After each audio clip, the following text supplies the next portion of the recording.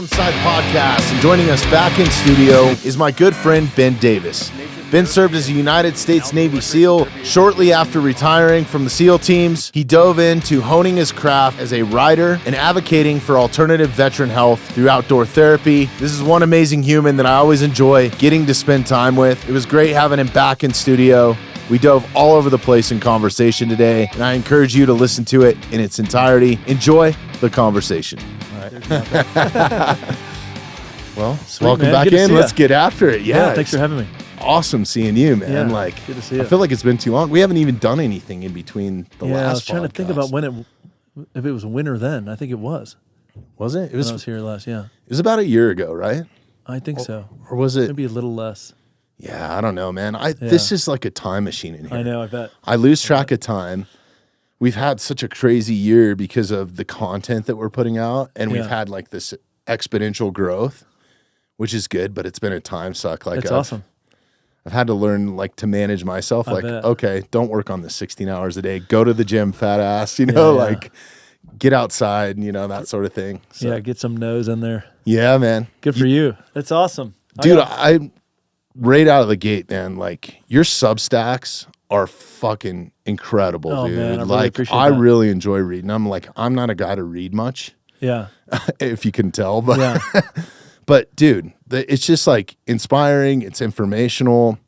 There's so many things that I get from it. I've been reading them, and you put out quite a bit, dude, since you've been in here the last time, I try. Yeah, it's hard. It's hard to sometimes I'm like, all right, you could do one a week, and then what happens is I'll start to, I'll put the timeline in front of the material, and it doesn't go well.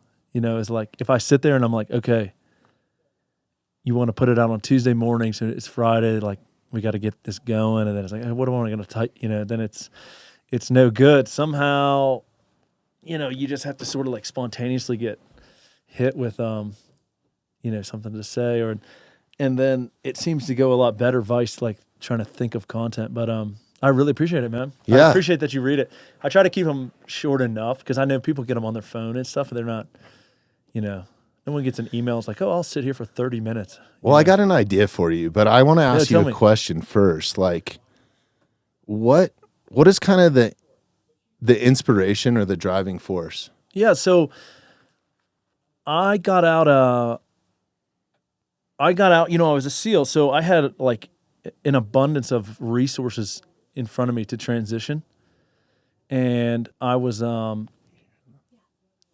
sorry. I'm hearing somebody in the background over here. Oh, it's all good. Yeah. We're good though. Yeah. I don't think the mics pick it up as much as we hear it. So, okay. Sorry. Yeah. So when I got out in 2020, I had, as a SEAL, I had like 5 times more transition assistance resources than I think, I don't want to speak for other communities, but I mean, we had, all the help you could get. And that's 10, 20 times more than prior wars, early GWAT, Vietnam, World War II. I mean, you would have just worked your last day and then, it's my last day in the military. Good luck, figure it out. And so I had all these resources to help, me and my buddies, and they were really productive. And then when I was out a couple years, what I sort of realized was, there's nothing really for people that have been out for 24 months or more. And where I really see people sort of in pain and asking the hard questions, even in the suicide epidemic, there's typically not a guy who's been out 4 months or 6 weeks, because it's sort of exciting. And you don't, when you get out, you're on to the next chapter of your life. You're sort of busy and this is exciting. Like, okay, I'm going to move here. I'm going to maybe make more money or start this new career.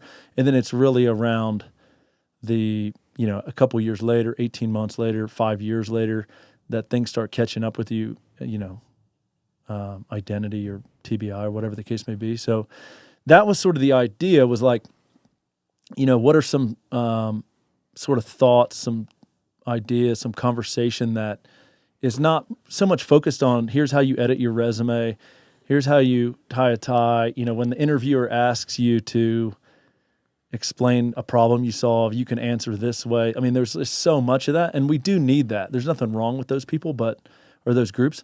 They're obviously play their role, but then there's not that much, sort of transition assistance for later on.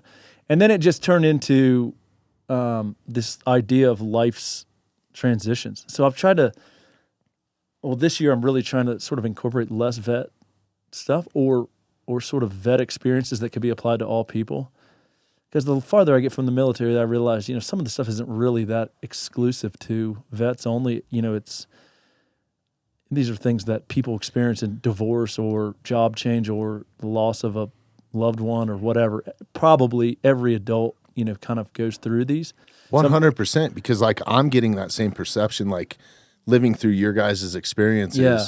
And that's one thing I get from this podcast and why I continue to do it is like gaining somebody else's perspective and being able to hear that and see it. You can apply that to your life, whether you've been in the special operations community or, from a quadriplegic, from a doctor. Like there's so many different things. Right. Like I think anybody, and I think that you, like the SEAL community is looked up to so much, man. Yeah. Like I know so many people, and myself included, man. Like it's just an inspiring tribe of people that have made an incredible cut. Yeah. And then, I can also relate to it, and I'm not comparing the two jobs, but from the rock star community or the rock and roll community. Yeah. Like we have a lot of the same similarities. Like you spend a ton of time with the people that you work with. Right. Like much more than your family. Yeah. And you're with them like from the time you wake up on the tour bus to the time you go to bed on the tour bus, and including like, this sounds gay as fuck, but like in the showers, right? Yeah. So it's kind of like man. you it's kind like of a tribe thing. Yeah. Yeah. It's not that unique. I mean, the veteran experience or the war service experience is unique in ways, but in other ways, it's really not. I mean, everyone has to sort of answer like, well, what do I want to do with my life, or how do I want to make a living, and all this kind of stuff. And for people in the military, it just kind of comes late in life. Nobody really asks you when you're serving, like, what do you want to do? You're like, I'm doing it. I'm going to go on this deployment. We're going to get these bad guys or whatever. I mean, that's not even a question that anyone would bring up. Your sort of purpose and identity is what my friend Judd is really smart, talks a lot about this is, the command, whatever the special forces unit, the infantry unit sort of assigns an identity for you, and it's a great one.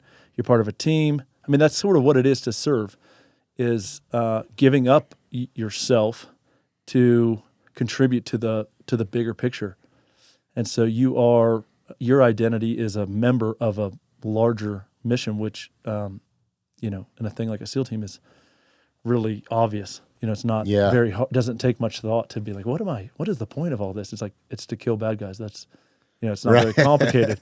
Kill bad dudes. Yeah. Man. Yeah. Let's So go. so that's sort of it. And then I started with the interviews, and I thought, I'll do one of these or two.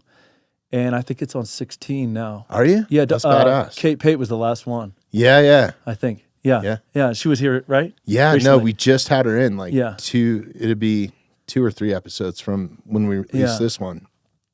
What an amazing woman, Oh, it's dude. amazing. She's so smart. Holy shit. So sweet. Dude. Yeah. And for her to come in here and spend 2 hours of her day with me, was like, for me, I'm like a kid in a candy store. Cause like, when is a dumb guy like me, unless I'm making an appointment with her, right? Like gonna get this chance. And what a little savage herself, man. Like not little. Yeah. Like that is one badass woman. When I really started reading into like all the stuff that she does and like what she does for extracurricular and then just so fucking smart, man. I can't wait to have her back, honestly.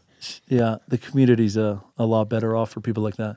Yeah, man. And it's crazy. Like the one thing that blew me away about her, like somebody with her degrees, like a doctorate. Yeah. Like you could be crushing money, right? But she's not, because her brother served in special operations. Yeah. She kind of saw this void and is like genuinely like service. Yeah. That's what it is. Yeah. It's some real purpose stuff. Yeah. Yeah. She's awesome. She said something in our discussion about like I've been thinking about a lot, which is like around, like, is this mental health movement that we're sort of amidst relative to maybe our parents' generation, where we're sort of, it's a lot less taboo and sort of encourage that you explore your mental well-being. Like, are we creating a culture or a habit of sort of indulgence and like perpetuating healing that is just part of the human experience already? Is like, if you're constantly, sometimes I'll find myself doing this, like with my Substack, is like, if you're constantly in the space, curious and sort of analyzing like self-help and betterment, it opens you up to sort of a lot of introspection, like constant. You got to go deep, man. Yeah, exactly. And like her point was like, if someone dies that in your family, or you lose your job, or all these things, and you have grief or sadness or any emotion like that, you're just a normal human being. Like, that's not... You're not broken. Yeah, that's not unhealthy. Yeah. But now, like, in today's age, you can kind of get in like, yeah, like, am I, like, do I have depression? Do I have anxiety and stuff? But, she was kind of making the point, like, no, that's just... It's kind of like that alive. Old school, like, tough love, like, kind of pull up the bootstraps a little bit. Yeah. Which I can agree with to an extent. I think especially from your community, if somebody's asking for help, you better fucking give it to them. Because you guys are the most selfless people that I know. Like, very seldom. Yeah. It's always about like, hey, how are you? How are you doing? You know what I mean? Like, that was the first question you asked me when you walked in the door. Yeah. It's never about you. Yeah. It's not minimizing like legitimate things. It's more like, I think it's great if you're doing well to be able to like acknowledge yourself and go, I'm doing really well.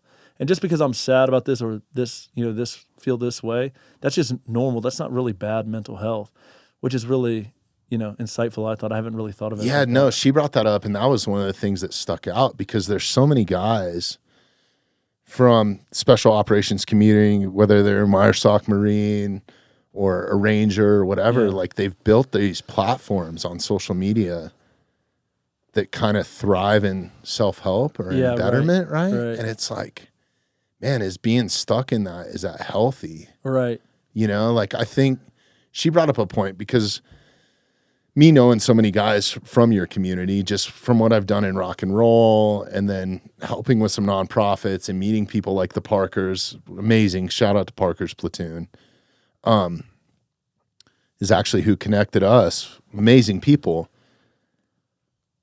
It's like whenever I get around somebody from that community, you guys are very similar, like, to bring it back to roadies, like, you're very similar, like, just kind of selfless, kind of like suck it up.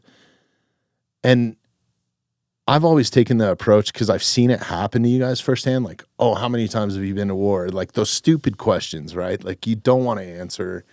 You don't really want to talk about it. So it's just the boys hanging out, shooting the shit and having a good time. So I was like, I told her in that episode, I was like, I don't ever really ask them or ask if they need help or anything like that, because they're so self-driven themselves. It just naturally kind of comes up. And she's like, that's what you're supposed to be doing with your friends, is like hanging out and having a good time. Yeah. And it's okay. It's not, you shouldn't feel bad about that. Right. Like, that's what you want. That's what you're trying to achieve. Right. And I was like, well, yeah. Yeah. That's smart. Like, you coming up tonight wasn't like, oh, I'm going to do a deep dive with Ben, like, I appreciate it. I enjoy hanging out, and I'm so fortunate that I kind of saw that early on. Like, we're a podcast that's kind of known for not going deep. Like, if it happens, it happens. Yeah. But you and I might sit here and watch YouTube videos of a chimpanzee with an AK-47 in a Somalian camp. You know what I mean? All night, and laugh our asses off. It doesn't have to be so serious. I like those. Like, when I'm looking for podcasts to listen to, sometimes I'm like, I just want to keep it, I don't want to go down. You don't have to go down a dreary road every fucking podcast. That's the thing too, I think. Yeah, that's right. Yeah, it's, I mean, she's great. I think, the combat thing, it just gets, it's, when I was in the teams, I came in sort of on the very last chapters, some of the most combat, that the SEAL team saw, or the SEAL team's experience, was like from 2002 or 3 to 2012 or 13 probably. They were busy. Yeah. So, and I was late, I was late for that. So, when I would go to a restaurant or to a bar or whatever, you're not gonna, there's no, and I think that sentiment that I felt, the next guy feels about the next guy, and you can never get, Right. there's no like top of the ladder, or there's no supreme, guy. I mean, there's stories about sort of legends and stuff like this, but it's very humble because you never know and you'll meet people who are, coaching your kid's t-ball team. It's like, who that guy is, and tell you a story, and you think, I would have never. So it's not a, that gets kind of ingrained in you really early. Yeah. Which is good. No, it's ingrained in me because like my first real experience with it was we were going into Mexico, and the energy drink company I was working for hired a bunch of team guys to be our security down there. And this was like at the height of the cartel shit. Oh, no kidding. And some of the guys were active, and some of them were retired and doing like anti-piracy stuff, like all kinds of crazy shit. But I really got to know those guys, and it was so funny because at first my perception of SEALs or special operations guys coming from rock and roll security was my background. Most of those guys were just like fucking jacked, like borderline like steroids, not healthy, right? Because you got to look the part too, right? And I'm going down with guys that are like your side. I was like, these guys are all, like I just had no idea. So like the point proven, man. And especially nowadays with like some of the featherweight fighters that I have come in here from the UFC and stuff, like you don't know what anybody's trained in or what they do. No, totally. And then the tactical world's crazy.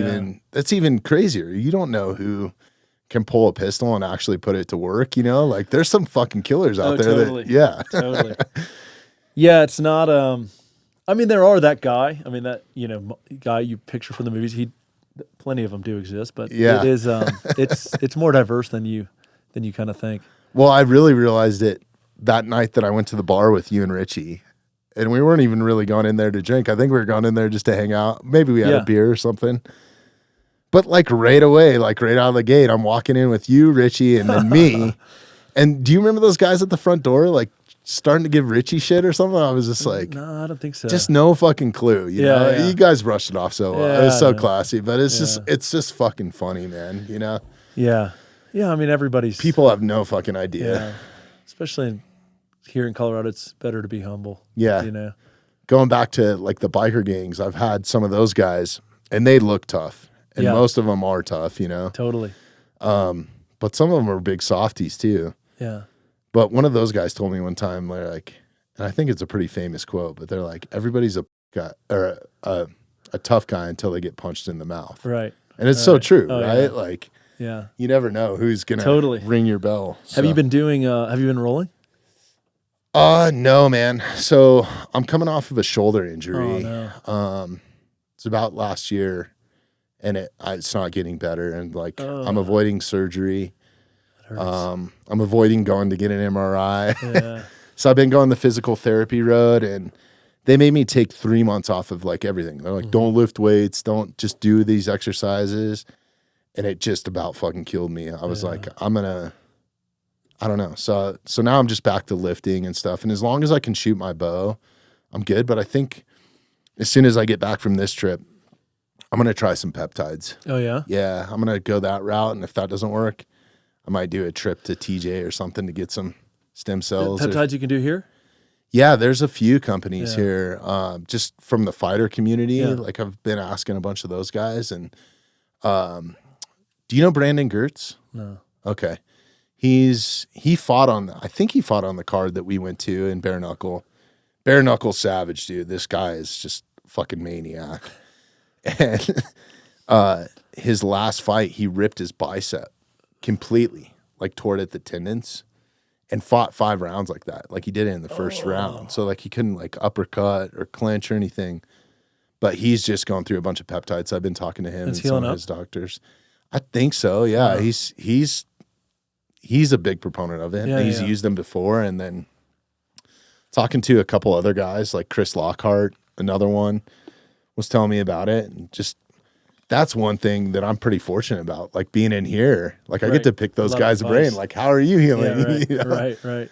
Yeah. No, that makes sense. Yeah, well, let me know. Yeah, I will. Yeah. Yeah, there's a bunch of clinics now around where you can get it. I have a really good doctor too that it's kind of like a private practice, which I think is important Yeah. It's getting more popular. because, you know, I have to pay extra for it, but it's totally worth it. Like I'm not seeing him that many times a year, Right. but it's kind of like, this is what I'm doing. And he'll look at it from like, okay, well, let's do some blood work and see how this works for you. It's not like open the laptop and this is what it says and you should be prescribed this. He's all about averting as much as or following the path that I want to follow, I guess, where it's like, I really don't want to have any prescriptions. Right. I want to try to do everything as natural as possible and, well, that's and go great. that route and it seems like that's avoid more surgery popular. and all that sort of shit, you know? Yeah, I've had both mine. That's terrible. Yeah. I wish I could tell you it's your not that shoulders? bad. Yeah. Rotator cuff or? I broke my humerus head on this side and then I had a. Oh, shit. Like clean off? No, I just smashed it and a labrum repair on the left. Wow. Yeah. They're fine now, but I mean, you're done for 6 to 8 weeks. I mean, you're just like on the couch. Do you have full mobility in it now? Like can you do pull-ups, push-ups, all that sort of stuff? Yeah, this was pre-military. You could I could do anything. It's not perfect. You know, sometimes I get a little like grind, like I like pop and you know, like I can tell that it's kind of grinding on there. Right. But it's not, it's like a 2 out of 10. Yeah. Yeah. Usually I'll wake up sleeping on that side and that's the most pain I'll feel. Really? I sleep only on this side. Yeah, I noticed that too. It's not, no. Yeah, I don't know. I finally just went back to my old school ways. I was like, okay, are you injured or are you just hurt? You know, so I'm like, fuck it. I'm just going back. And all of a sudden I started feeling better. You know, I was like, so I'm just going to try to work through it. Yeah. But I think the jiu-jitsu days are numbered for me. It's hard on you. But then Coach Scott just hit me up from Evergreen Jiu-Jitsu up here. He was like, dude, we got a lunch roll, come in. I was like, fuck. I told him what was going on. He's like, you don't have to roll at the end of class. Yeah. I'm like, well, maybe. I don't know. I don't want to be the guy that goes in and drills. Right. And then doesn't roll at the end of the class. And that's the fun part, right? Exactly. Are you rolling or? No. Yeah. I went to maybe like 10 classes at 10th Planet last year. I was really close to joining, but it was just hard with like my life schedule. Dude, you got young kids too. Yeah, I mean, if it was 5 minutes from my house, it would be a no-brainer. But you know, it was like 25 in, a 1 hour class, and then 25 back, and then you know you have to shower after jiu-jitsu every time. So you know the whole like allotment, you know, it's like a 2.5 hour deal, and you know it's just how many days can you do that? And you know I can't miss. Well, and to be good at it, you got to be at least going like 2 days a week. Yeah, like, I could tell. Like, man, it's like a motor skill. You want to do this a lot. Like the more you can do it, the faster you'll. Did you guys do a lot of that in the teams, like combatives type stuff, or not a lot? We would do a couple weeks a year, but it was real. It was sort of tuned to combat. Right. You know, so they wouldn't get you. They would bring in someone who really knew what they were doing, and then they would sort of say, you know, here's a couple of fundamentals, but you don't want to, you know, you don't want to be in somebody's guard or in their, you know, in a house with when you're overseas. Like, don't do any of that. You know, you basically want to break contact, get back to your gun, and get to a platform, take care of this. Yeah. So it would sort of it was all sort of in the framing of distance. You know, like how do I get away, get my gun back up, and then that makes so much sense. Take care of whatever you're going to do from there. Well, actually, there is somebody. I just had Graham Dune in. He's a former SWAT member here in Colorado of like 8 years, a sergeant, 27 years in law enforcement, like pretty high level. He rolled. He was a professional fighter at one point. Just a badass motherfucker that reached out to me to come on here. And dude, we did like a 3-hour podcast. He's retired now, but he does like tactical training and some long gun stuff. But one of the things he does, he calls it gun jitsu. And it's just like, if you're concealed carry, how to get to your pistol if somebody's on your back, or how to like make space so you can actually draw. Like to me, that makes more sense. Yeah. Like practicality wise, you know, right. Exactly. Yeah. I wouldn't suggest going and like, jiu-jitsu is great for self-defense, but it's not. It would be better if you mixed it with guns and knives. Yeah, I mean, it's like there's the sport of it, I think, and then there's like, Right. Let's I enjoy the sport of it. Yeah, me too. Yeah. It's like a brain exercise kind of. There's a SEAL who's in the UFC now, Bobby Winter. Okay. He's doing really good. That's awesome. He's not, on any of the main cards, I think, or maybe he was. Has he fought recently, or? I think right before Christmas he Okay. won. He may be. Is he retired or is he still he's active? just getting going. Really? He's in prelims. Nice. Yeah, he's a badass, man. I wouldn't mess with him. That's cool. Yeah. Yeah, there's that is getting interesting now, man. Like the UFC is just it's always been interesting, but like, I don't know. I watch it religiously pretty much. Do you? You pay for the ESPN Plus thing? Sometimes. Yeah. Oh, it's not, you can't just pay for the whole year? No, well, yeah, I have the ESPN Plus, but like some of them are pay-per-views. Yeah. So there's a bunch of like pirating shit out there. Yeah, I right. never do that though. No, don't do that. No, but a lot of times I'll just pay for the card because it's like I want to see the guys fight. Yeah. I don't want to interrupt it. Are you tracking this hockey? This Four Nations drama? I've been seeing it all over. Yeah. All over social media. Yeah. Like USA just stomped Canada, right? Like I don't think they stomped them. I think it was 3-1. Really? But I mean the catchy sort of clickbait punchline, I didn't see the game live, is that the Canadian crowd booed during the national anthem. And so the USA team, there's two brothers. Because of everything that's going on politically right now? Yeah, I don't know. I assume. So they dropped the puck, and there's two brothers on USA, and they just went at it. They just dropped their gloves right when the game started. Really? Yeah. Sarah, see if you can pull some of this up. I got to check this out. The whole game was just brutal. And so USA won. Canada had to go back and beat Finland to play in the finals, and they play again tomorrow night in Boston. Oh, really? Yeah. So okay, we'll see, cool. At the Garden? We'll see if there's more fights. Yeah. That's a badass arena, dude, where the Bruins play. Yeah, yeah. It's really awesome. cool. Yeah. Yeah, it was I was watching the highlights this morning. That's awesome. Yeah, dude. Hockey. Oh, look, there's the Parrot team too. That's cool. See if there's any video of it, maybe.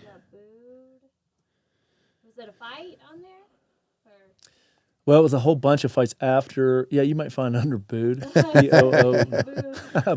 Yeah, let's check that one out. Some good photos. Yeah, I've been keeping up with, we had Daniel Amesbury on the podcast. Oh, cool. Yeah, do you know nice. Amesy? Yeah, I knew he is. Yeah. And he's a fighter, man. Yeah. Like, so I've been watching some minor pro stuff. Oh, wow. So they're booing him during the national anthem? Yeah, this is Whoa. in, Toronto, I think.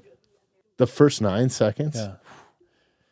Wow. You'd think that we wouldn't do as very good in that. Like, when you watch the NHL, you're thinking, like, man, it seems like most of these guys are Canadian. Right. Know? But well, look at how many guys live here from Canada that play hockey at like a high level. Yeah. So you'd think if we went, Canada versus USA, we would get smashed. We get, maybe yeah. not. I don't know. Maybe some. I wonder how many real Canadians or dual citizenship are playing on USA. Right. You know what I mean? Right. Yeah, that's kind of a wild thing. I mean, I love everything that's going on right now. Like, don't get me wrong. Like, it's fucking amazing to watch, dude. Like, politically. That's wild, man. But I've seen, there's a few people that I follow and outdoorsy people that I know that live in Canada, and they're kind of like, their pushback is kind of real towards it. Like, yeah. Why the fuck would we want to become part of America? Yeah. Like, kind of like touting that. Well, one of them basically said, like, I'll fucking go to war with you. You know what I mean? So it's like, I don't know, man. Yeah, I try to like wait till things. There's a lot of things that people get very upset about, and they're sort of in their anticipation stage. Like something that'll get mentioned, but it hasn't happened. Yeah. So I try to think about, like, if only 30% or 50% of the things that politicians say they're going to do ever really happen, maybe let's wait until they happen 100%. and then get outraged. Where it's like most of the things that I see people sort of like, not all of them, but most of the things I see people like really upset about, it's like, well, this, the administration announced that they're going to do this. But then when you like play it all out, it's like, well, they kind of modify it, or it just never happens or whatever. A lot of times it's a flex too, Yeah, right? Like right. how much money is just, Trump just mentioning that. Yeah. Is he saving the country? Because that's really what he is a businessman. Yeah. And we all know shiesty businessmen. Yeah. They say stupid shit to get stupid things That's done. right. You know what I mean? Like, so it's kind of like along those lines. Right. So it's There's like a lot of bluffs. he's bringing to light how much we spend in defense on supporting that end of the country, right? Like that's a huge deal. Right. I think. Yeah, like I'll see. It should be shared. Right. Yeah. Yeah. I'll see like a couple times a year. I'll see like an article and it'll say like, slashes veteran, something benefits, DoD spending, and then when you click and like read in, it's just that somebody submitted language in a bill that's not passed. It's not through the House, through the Senate, that suggests that this is an option. But then the journalist is like, copies and pastes like the one sort of line that's going to get everyone really upset. Sure. And that's the headline. Like, which it gets me upset. Like, what? And then Right. it's like, oh, well, it could take 2 years for this to pass, or it will just never will. They get me all the time. They get me on YouTube, right? Yeah, So totally. there was kind of when before the election and stuff, there was some shit where it was like Putin makes live address nuclear threat. Right. Or some sort of shit like that. So instantly it's live. So I click on it, but it was a replay from like 3 weeks ago Yeah. of whatever his address was Yeah. that didn't cause any commotion, but somebody just titled that. Right. So they're just looking for views. And then you actually go and look at the page and it's some fictitious news Yeah, exactly. bullshit. They're just making money off of it's clickbait. Yeah. I mean, and to get in front of people, like we kind of do that here. Yeah. I mean, I'll be the first to admit it. Like with not sinister in any way. Yeah. Like I always want to, with the shorts and stuff, I always want to portray the guest to the best of our ability, right? And if they're comfortable with it, like that outlaw clip that we made has got a ton of buzz on all ends. Hopefully I don't have any Mongols show up here at the studio, but if you're not checking out the Mountainside Podcast on YouTube, you absolutely should be. If you like the content that we create here and you want to help support the podcast, please take a moment, subscribe to us on YouTube, and hit that notification bell. There's clickbait, and then there's like when you click on something and you realize, oh, I've been totally deceived. This isn't even, I clicked on it for reason A, and this is really not even related to that.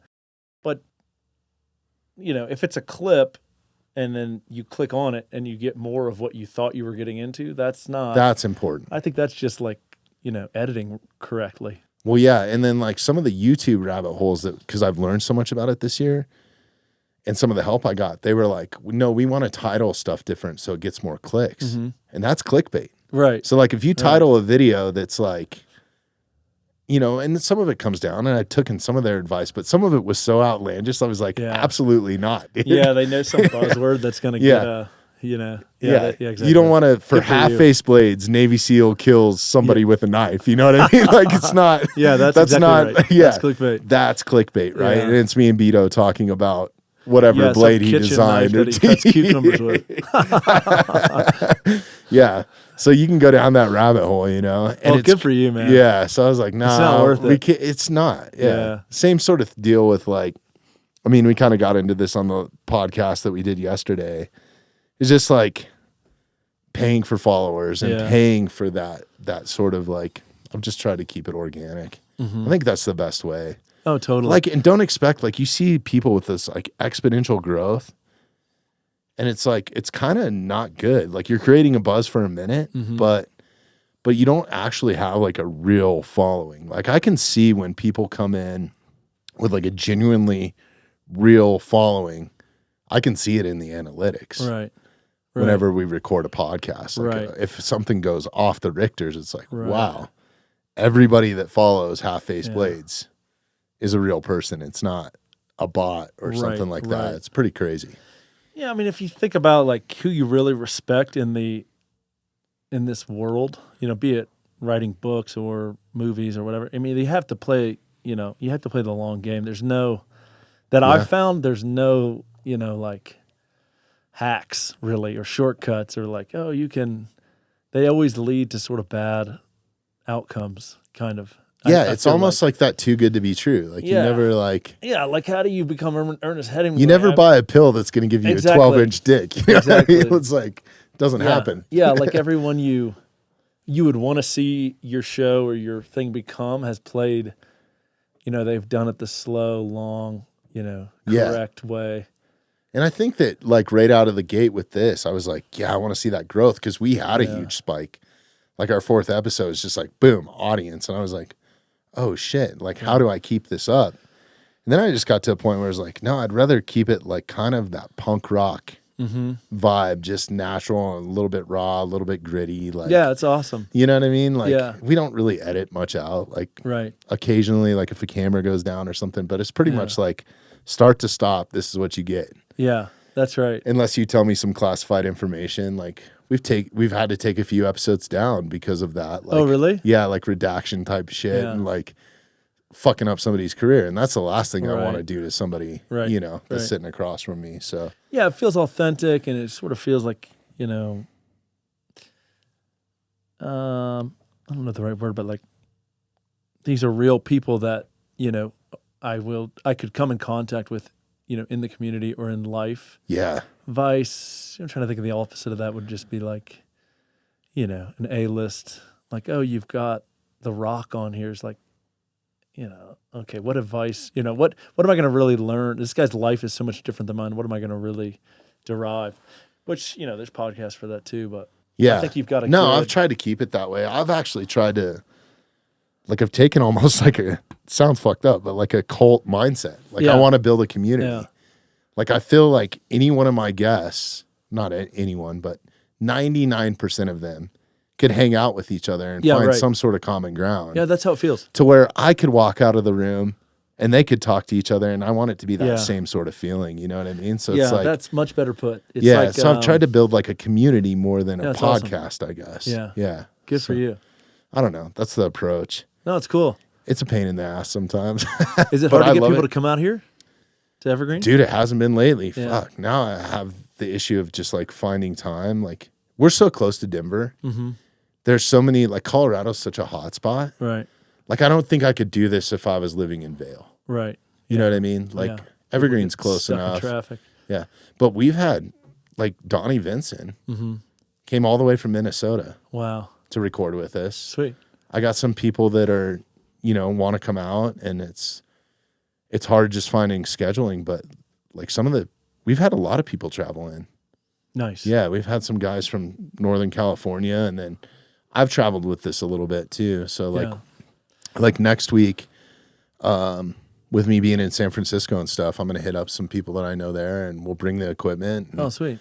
Either rent a studio. There's this badass platform now called Peer Space. Have you been on that at all? No. Oh, it's badass, dude. You can rent like a podcast studio. Yeah, I've seen. I kind of familiar. It's kind of the Airbnb for studio space, but they have them set up, and it can be really affordable too. They either have podcast studios or like a lot of photography studios where they have like green screens and just all kinds of stuff. Yeah. And it's kind of spaces like this when they're not being utilized. Yeah. So if you're in LA or San Francisco or New York, you can find one. Nice. Dude, I rented one the last time I was in San Francisco. It was crazy. Yeah. It was a studio about this size, not as nice. Like I had to bring all my own cameras and mics and everything, which you kind of have to keep the quality, which all fits in a Pelican case, which is pretty badass. Like a carry-on Pelican and a large, like check one. Yeah. Not bad. And you can bring the whole studio, the mics and everything. Yeah. All the cameras, the switcher, like everything you need. But the studio space, downtown San Francisco, like I think we were outside of Union Square. It was like right across from a music school, soundproof. Perfect. Room. And it was $25 an hour. Wow. Nice, I think there was like a 3-hour minimum or something, but I was like, oh, we're going to crush that easy by the time we set it up. So $100. Right. I had a studio. Easy.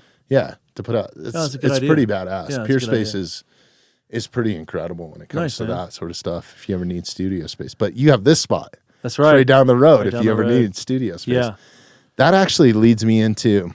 Before I forget about it, I'm a huge guy that takes in like I don't read a lot. Uh-huh. Like I'm reading your Substacks. Oh, appreciate it, man. I read occasional blogs from certain people that I think are incredible writers. But it takes a lot for me to like sit down and like actually just sit there and read something. Or I spend so much time looking at a screen already with everything that I do with the podcast. It's like I just kind of want to chuck the phone away when I'm done with it. But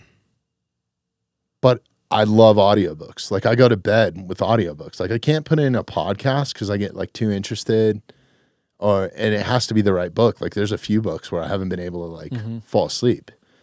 But audiobooks are so badass, but nobody's doing that like in the magazine article kind of type platform. Yeah, that's interesting. And I thought like I love the audiobooks that are read by the author.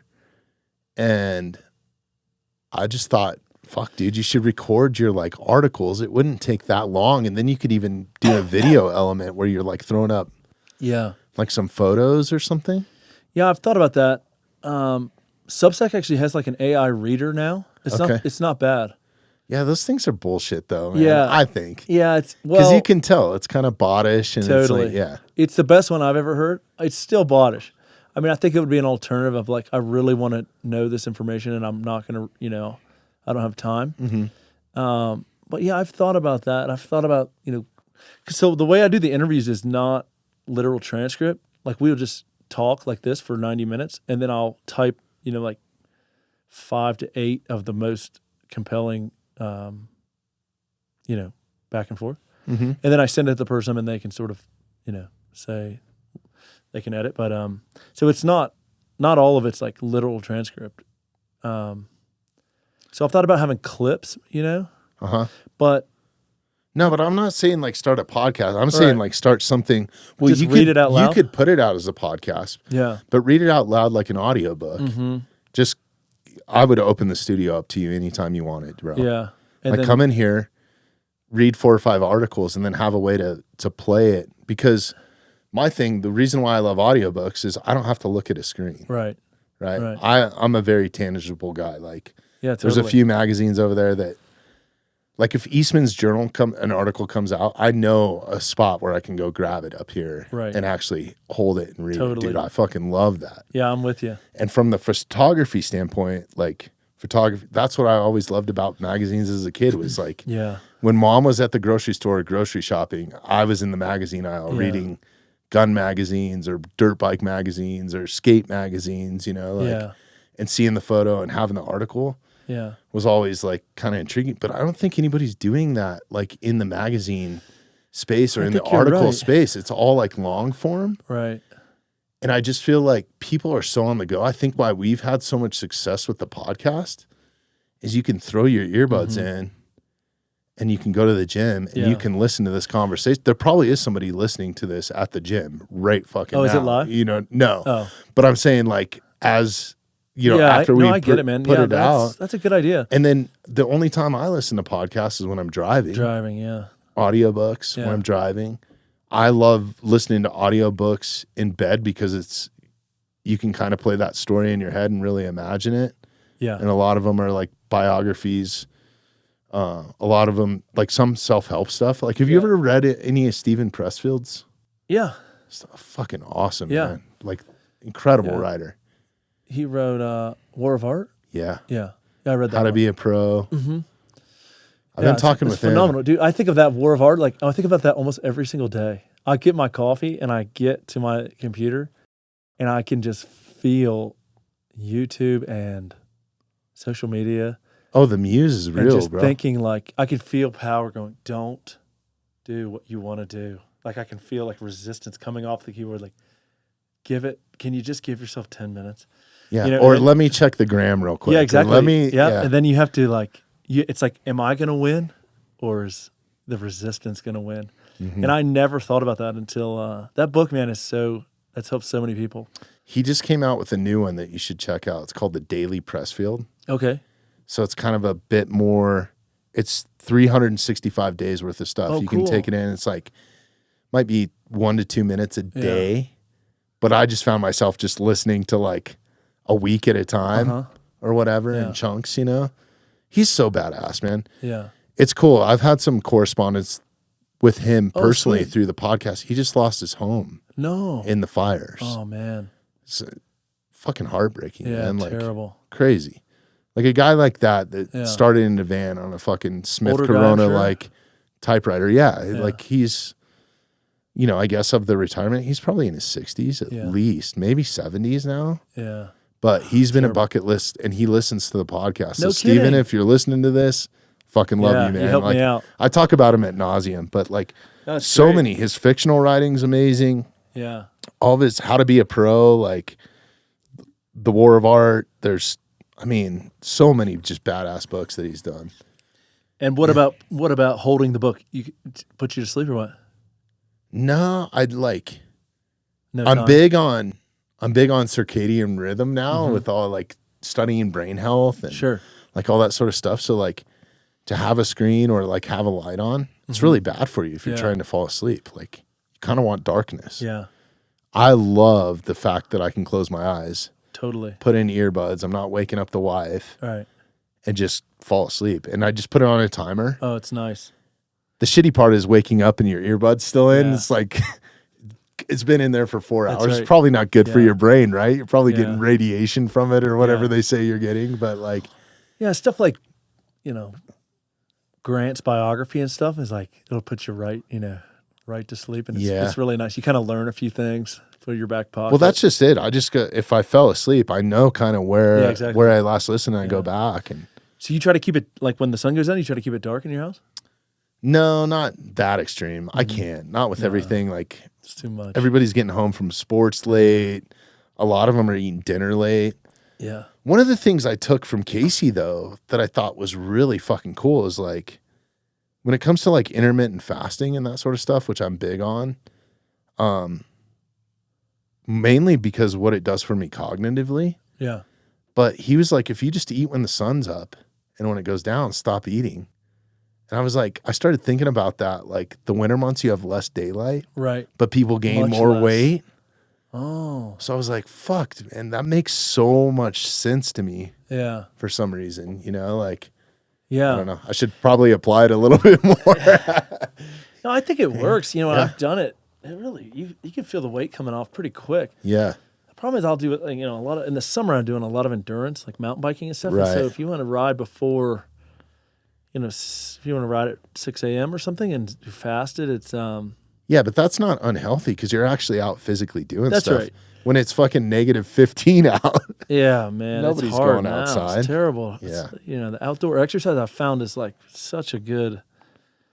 You kind of think of it all mostly in physical, and then when it's winter like this and you're inside all the time, you're like, man, maybe all that exercise is really just mainly mental, or 50-50 or something. Right. But you don't appreciate it. At least I don't, like the ability to be like, oh, I'm going to go on a, 2-hour mountain bike ride up Green Mountain and down and feel the sun and stuff. And then like weeks like this, you're like, man, I would do anything. I would pay money to be able to do that. I know. I'm ready for fucking spring. Yeah. Like it's always in February living here that I'm always like, I need to plan like a beach vacation Yeah. in February. Yeah. Always. Yeah, it's the best time. Yeah. This is the dog days. And then I get caught up, yeah. It's a hard time. You got any trips planned this year? Right now, just the LA, San Francisco Oh, right. little run I got to do at the end of the week. And then I want to make it out to Arizona. There's some people that I want to record with out there nice. strictly for the podcast. Just some badass people that, one of them is a board member for a nonprofit that I've gotten behind, War Party Movement and War Party Ranch. It's fucking awesome. Oh, Jeremiah Wilbur. Have you interviewed him? no. You He, absolutely should, man. Like, he's a We've great met. dude. Yeah, I Okay. should. Yeah. Vogue had years ago, we did we didn't do it, but we sort of paid for and set up a guide school. Okay. So this is a really great family around Du Bois called the Stetters. And so they took in basically, I don't remember, 8 vets. And they went from, you don't have to know anything about horsemanship or pack guiding or backcountry hunting, all the way through the horsemanship. I think it was 8 weeks maybe, or a Wow. little bit longer.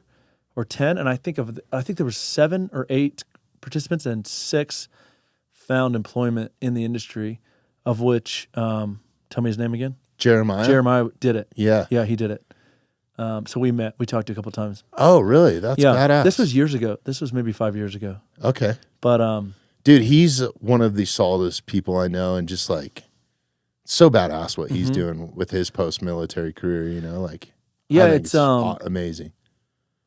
It's an effort to protect Native Americans and domestic violence and sort of missing persons. It kind of encompasses a bunch of different stuff, which I think is really cool. Like, there's not really like a blanket. Like, he started War Party movement. First, it was to combat human trafficking, because in the Native communities, like, he's Native American, grew up on a res in Montana. Beautiful spot in Montana too, but like crazy country out there. And I think he still goes and guides out there, like in the Wind River Range. That's where this was. Oh, okay, dude. Oh, it's amazing. Gnarly. It's the most beautiful country in the world. It's so badass. Yeah.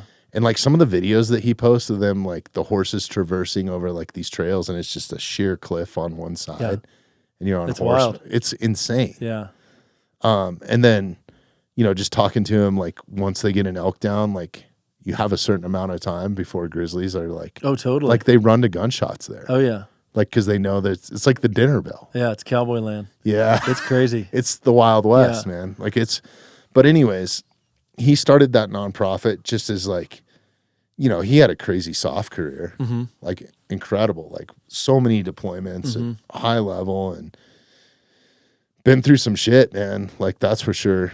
And has definitely taken that approach, I think, to starting his nonprofit, and like kind of that sort of drive and mindset of like, no, this is how we fix a problem. We're not here to talk about it. Like, let's fix it. Yeah. Like, kind of approach. And has really shed a light on what's going on like some of these reservations, because the issue with reservations, and you should really talk to Jeremiah about it. He could tell you the real business behind it, is it's federal land. Right.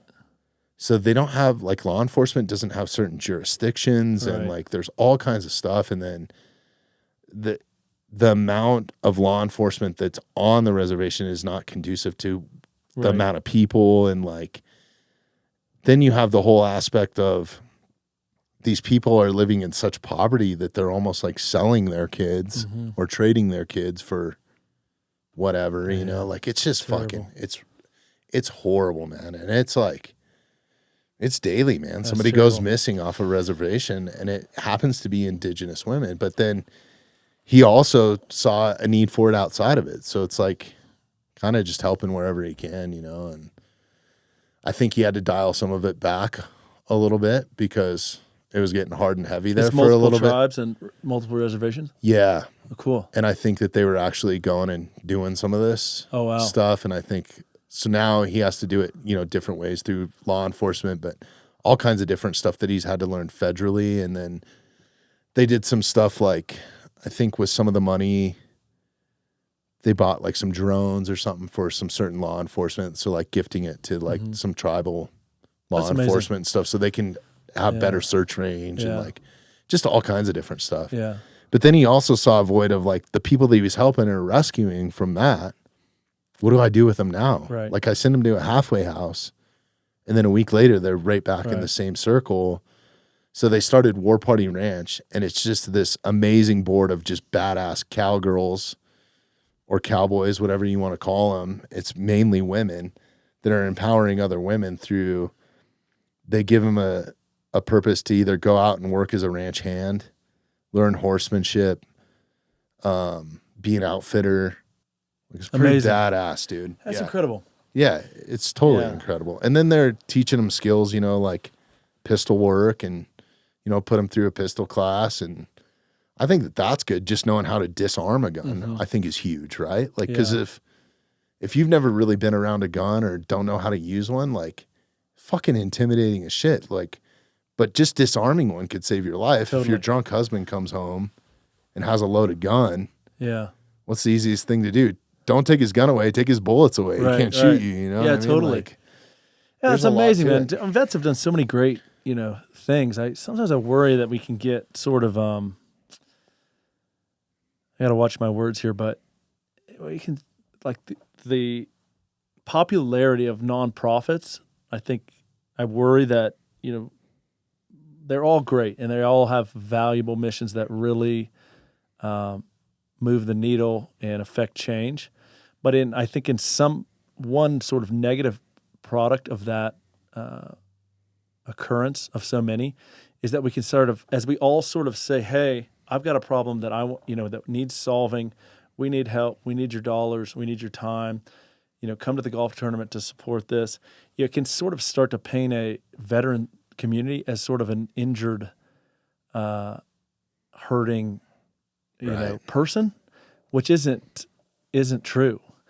It happens. It's not untrue for some. Some people, experience a lot of hard things, and it's not without its trials and tribulations. But on the other side of that corner are people like that, that go out and solve. I agree with you problems. 100%. Like that's when I'm vetting them, Yeah. and literally there's one that reaches out, like I at least get one a month. So that's 12 a year. Yeah.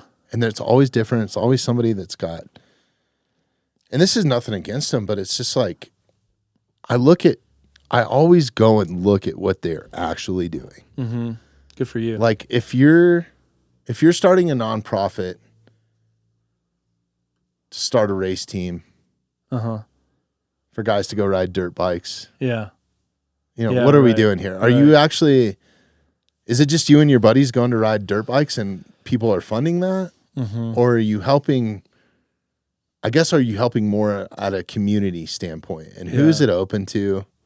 Because there's a lot of them too that have these like weird stipulations where it's like, you have to have served during this time frame, you've had to deploy, or you have to be part of the special operations, which I get, right? Like, especially for some of them, but it's like, there's so many out there. It's like, what are we actually funding? Like, what are we doing? Like, I think Vogue is another great one that I stand behind. And one reason why you're in here, because what you guys are doing, it's helping the greater good for everybody. Right. And it's like, if the veteran community or the VA accepts something, where else can that be accepted? Right. You know what I mean? Like we kind of look to government agencies as structure. Right. A lot of businesses are run by, like, look at what like Jocko Willing's doing with leadership skills, like teaching those. Like there's so many valuable lessons that you guys turn around and can take from your military experience or combat experience or whatever it is and apply it to anywhere in life, business, that sort of thing. And Jocko could have started that as a nonprofit, but he would turn around and said, no, I'm going to make a business that does this. Like we don't need outside funding. These companies should pay. Right. Like there's different ways to go about it. So it's like, I just always try to look, it's crazy. I just try to look at like, who is this actually helping? Is it helping an individual or is it helping the greater good? Because to me, that's what a nonprofit is. Right. Something that helps everybody. Yeah. I think, there's, in service, you're, in providing catharsis for others, it can be cathartic for yourself. Mm-hmm. And so I try to really be careful before I, assume things of different groups. But, I think if you look at take Joe Schmo, American person, and they didn't serve, they don't have any, all they know about veterans and military members is what they interact with in their day-to-day life, and not a lot, not a little. And, is this nonprofit space, are we perpetuating this idea that the veteran is this broken, in need thing by so much,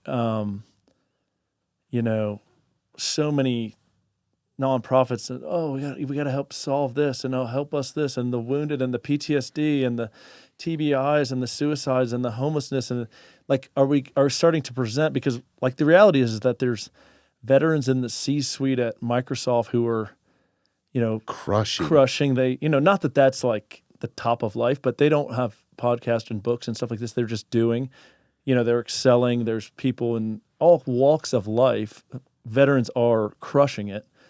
But those stories I feel like are a little bit underrepresented, where we can start to kind of convey this idea of like, woe is me, veteran, you know, and sort of like, can you 100%. donate to us because we have a lot of problems amongst ourselves. Is like,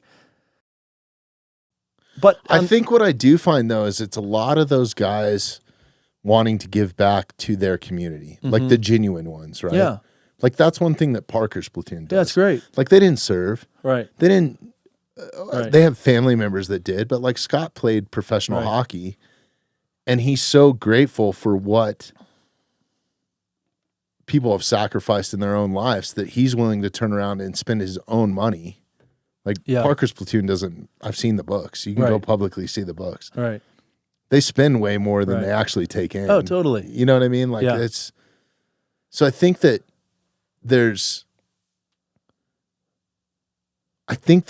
it is great that people are trying to help their own community, but I totally get what Absolutely. you're saying, man. Yeah. Like most of the guys that I know from the SEAL community, from the SOF community, from the MARSOC community are just hammers. Yeah. Like they're guys I look up to business-wise, demeanor, physicality. Like there's so many different roads that they can take.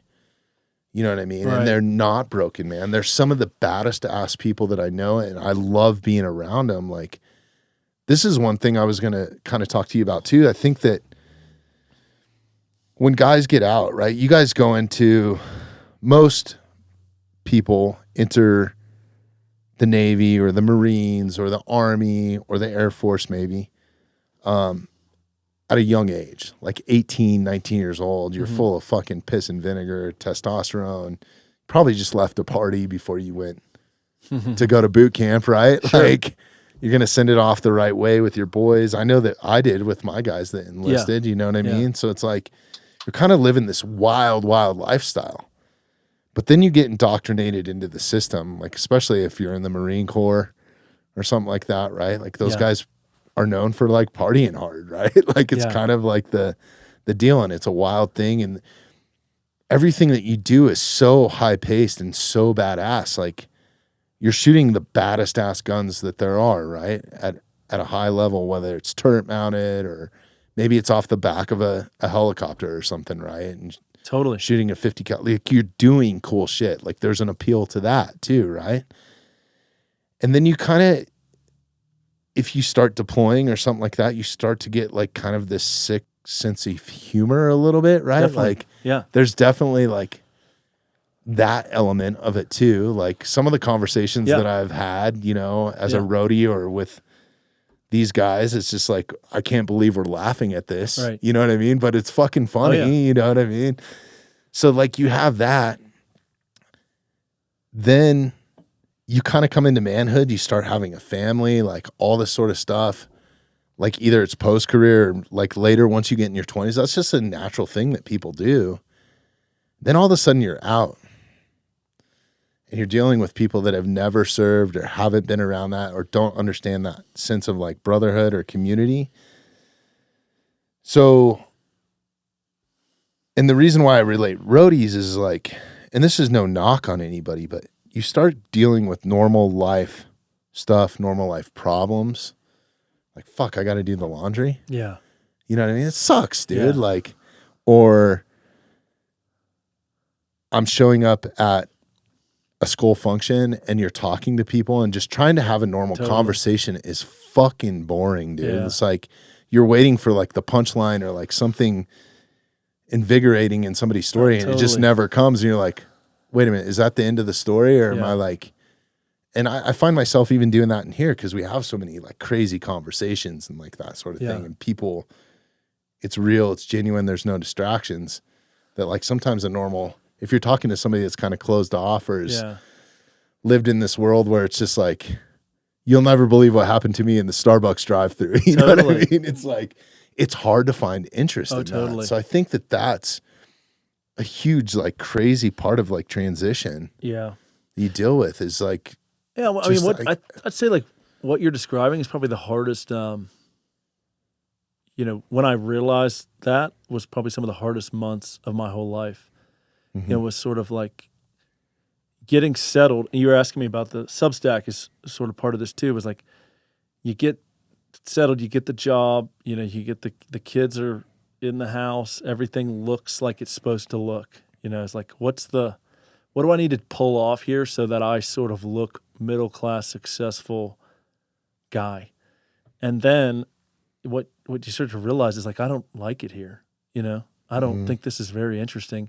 And the problem is probably not all these people, it's probably me, because they all seem interested in their Traeger grills, you know, like that's what they're going to do all day Saturday. You won't believe the brisket I smoked. Yeah. And that's, you know, that's Yeah. not, whatever. I like that kind of stuff, Right. sort of, but you're kind of like, you know, Ohio State's going to play Michigan. These people are acting like this is the best day of their life. I don't give a shit about this. And, you know, like your wife's kind of on you about like cutting the grass and you're like, I don't know.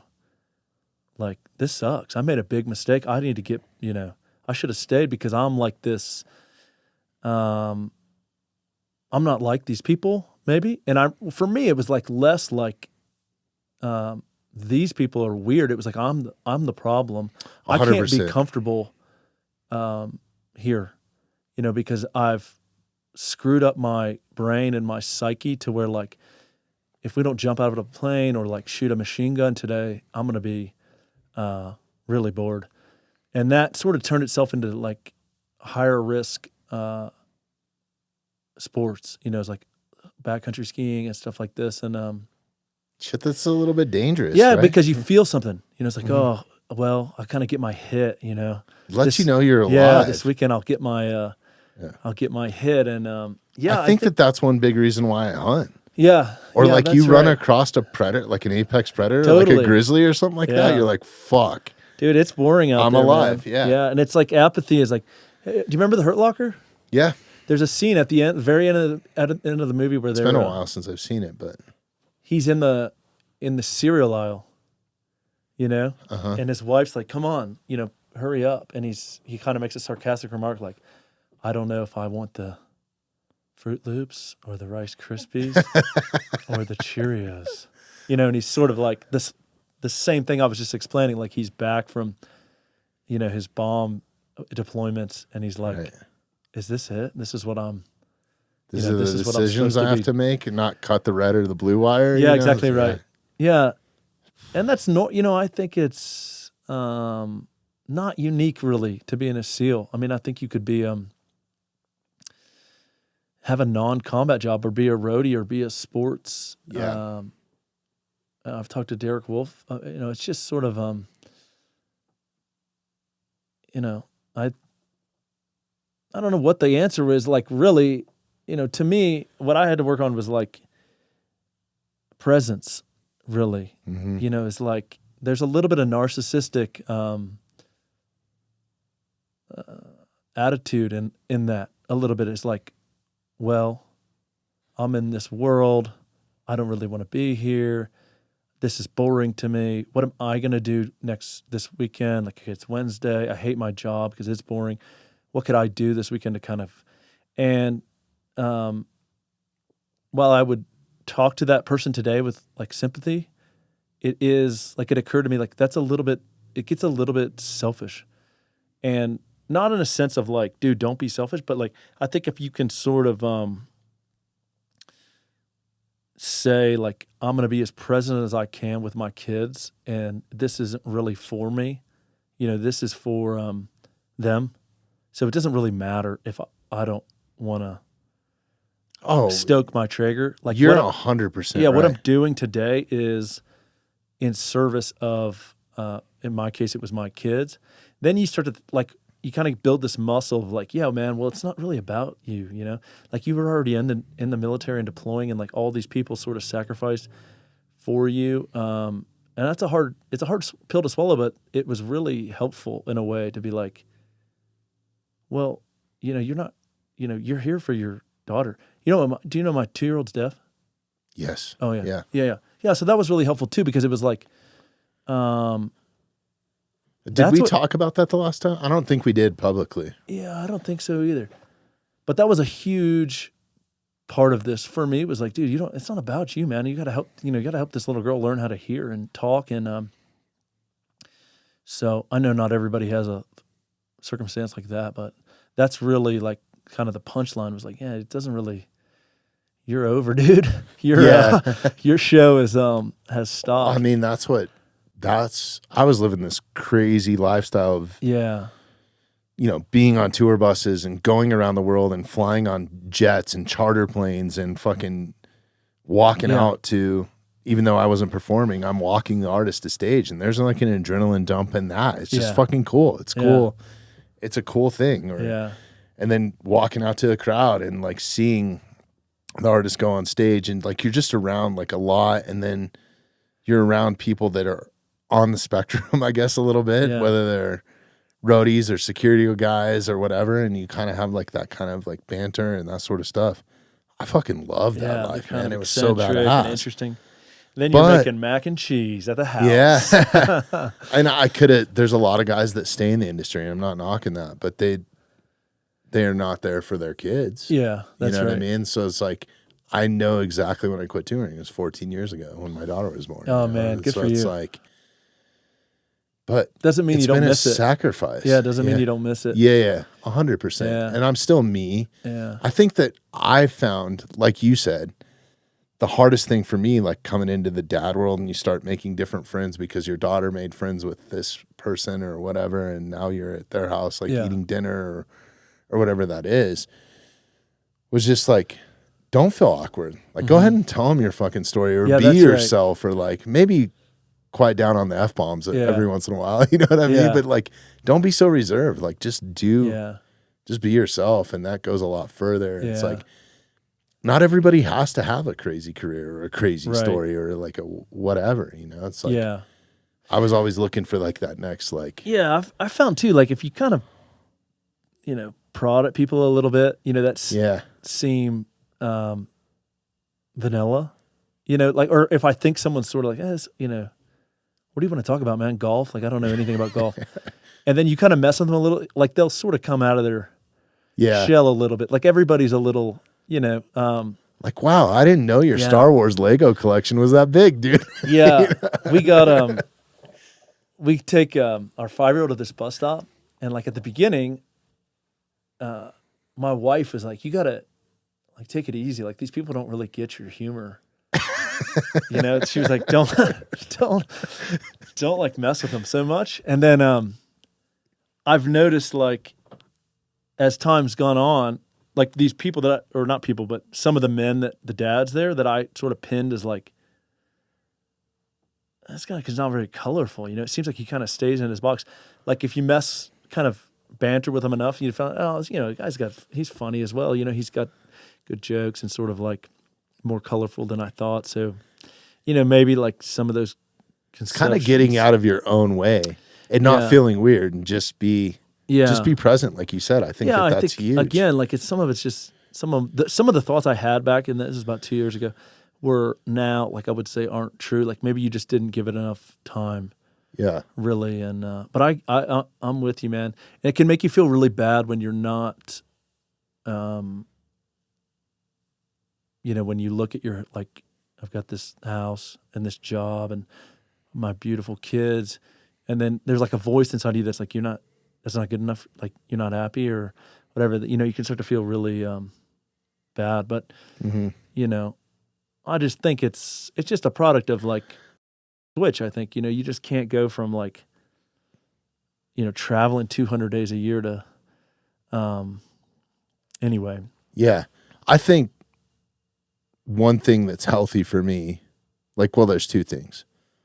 One is doing physically something hard every day, whether it's going and lifting weights or getting on a trail or just something that's uncomfortable, right? Like, totally. I think that's huge, and it doesn't take long. Like, my most uncomfortable moment is every day going back to that circadian rhythm and like really trying to accept that.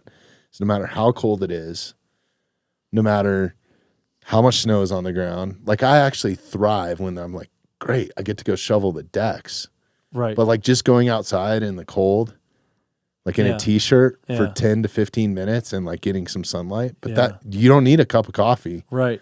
After doing that. Like you absolutely don't. Like Yeah. I started thinking about caffeine about like 10 o'clock now instead Oh of, man, good for you. yeah. So like just kind of accepting some of that. So that's one thing that's like, I have to do that every day. Like get up, go see the sun. Yeah. And that can be hard when you're like staying in hotels or working in arenas or, you know, a convention center or whatever. Yeah. Like just getting out, go do that. But then also every job that I've ever had has been creative in some sort of form Right. or fashion or in the same industry. So I think that like having that purpose, like this podcast is kind of Oh man. that other void. And if Totally. I don't have that, I think I just can't imagine. Like I urge people, no matter what your passion is, man, fucking chase it, dude. If it Yeah. is building the Lego Star Wars edition, go fucking do it. Right. You know, like who is Right. it for me to say that's Yeah. lame or whatever, man? Like just have a passion in something. Cause Yeah. I think what I find is some people are just like, they get stuck in like complain mode almost. It's like, dude, I don't want to hear you complain. Yeah. You know what I mean? Like, Yeah. I think that's a bad trap that you can get caught in, but I could see why you do. If you just get up, you go to work, you collect your paycheck, you pay the mortgage, and you come home at night and drink a 6-pack every night. Like, Yeah. Yeah. You got to have something to like, I think like what we're sort of told to aspire to is like the top of the mountain. You know, it's like when we get up there, we'll stop having to walk uphill and life will be good. We'll be rich and a lot of our problems will be solved. But, you know, it may be that you really want to be going up. You know, you want to like be on the incline. You want to have time. something to push against, sort of, which like writing has definitely been that for me. I was like the most uncreative person for the first 33 years. I didn't even art, music.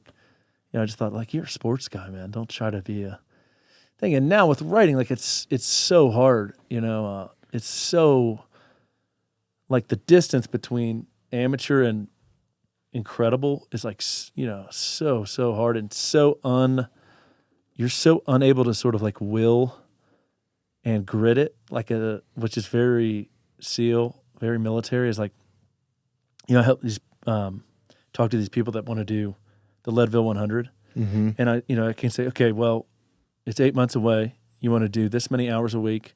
You want to be able to do X, Y, and Z. This is what you want to eat. This is kind of how you want to think about this. And then we're going to build, We're going to go A to B to C to D to D, and then you're going to be successful. Nothing, writing will never work. It's not possible. You know, you can't be like, just try hard. Like get up tomorrow and just try to write as hard as you can. There's no Like, structure. that right? will not work. You know, Yeah. it's like art. You have to like sort of, you have to practice and you have to hope that it gets better and you have to critique yourself and get, inches in it a little bit better. It's not algorithmic or like, there's no like, you'll be successful if you can, do these 10 steps or anything like that. So it's kind of got, for me, and I know that we just come in here and talk, but I take this as kind of, thank you, Sarah. I take this as kind of an art form. Oh, totally. Like sitting down, having a conversation. I think the biggest thing for me is like, I want to come in here in my best state. Like I want to come in here feeling the best. So like right. the days when I'm really on point is like, I have to check some boxes before I come in here. I think just to be in the right state of mind, like I don't want to, I want to come in here clean. Yeah. I don't want to come in here. We have come in here like dirty as shit, I'm coming straight from the archery range, but I'm in a great mood. You know, it's like, I don't know. I just think like putting yourself in that right state to create is so critical, man, when it comes to any sort of creation. Yeah. I'm sure you've got like every episode and then there's like the big picture, like what are we making here over the course of the 5 years or 10 years or however, Yeah. There's like each episode is sort of art. And then there's like, what is this podcast's place in the world? Yeah. What is the I don't ever look at it. I guess I look at it creatively when we're making like a clip. Yeah. Right. Yeah, or totally. like what I'm taking from it. But for me, it's honestly a selfish learning experience. Like, I've learned so much just sitting here talking to you tonight. It's like, that's awesome. You changed my perspective on the veteran community a little bit. Yeah. Like I've never really thought about it that way. As like, because everybody I know is like crushing it. Right. But when you're whether on they have no legs or not, like Right. they're fucking crushing it, dude. But if you don't know any and you're only on Instagram, Yeah. you might. I'm still flushing this out. I'm not. Yeah. You might get the impression like, man, these veterans are like, oh. Yeah, I wonder if we do that here too much. Because having Doc Caden and talking about TBI, and it's like... The problem is that there are real issues and people do really need help today and tomorrow. And so we've got to get them that help, But I wonder if there's like there could be like some sort of vessel of success stories in a way, sort of like it wouldn't probably be lucrative because people would just say, oh, that's great, but it's just a way to sort of say like, I think it would be though, because I think people take inspiration from it. I would. Yeah, I would too. Like if you started a writing forum on top of what you're already doing, not to give you another idea, but if you were just telling those success stories on an individual basis, and it could even be like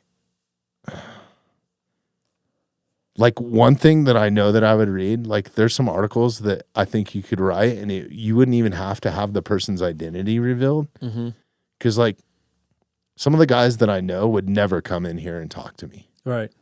Or the podcast. And I would never want to put them in that position. Right.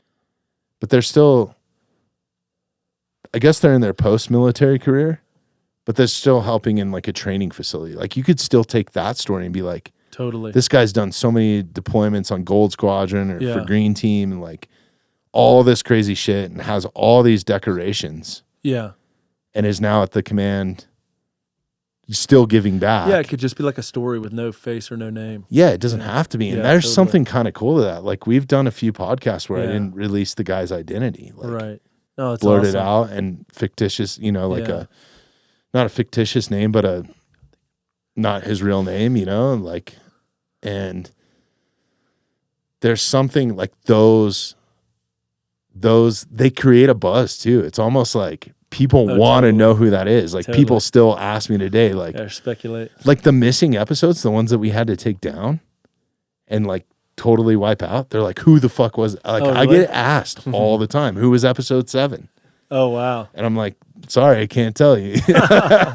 It's like that everybody wants to know the classified information, like the JFK files. Oh, totally. You know what I mean? Too, so I think you could use that to your advantage, but not only that, like just portray a good light. And there's so many guys that are like everybody I know, yourself included, are just crushing it. Like, look at what Bo's done. Yeah, that's amazing. And everything that he's been through and all the surgeries. And like he's got his tunnels to towers deal. He rode a fucking jet ski with no legs from New York to Florida or Florida to New York. Right. Sorry if I'm getting that screwed up, but like, dude, for me to do that able-bodied. Right. And then I look at my buddy Caleb Brewer that owns Stick Sniper Archery. Are you familiar with Caleb at all?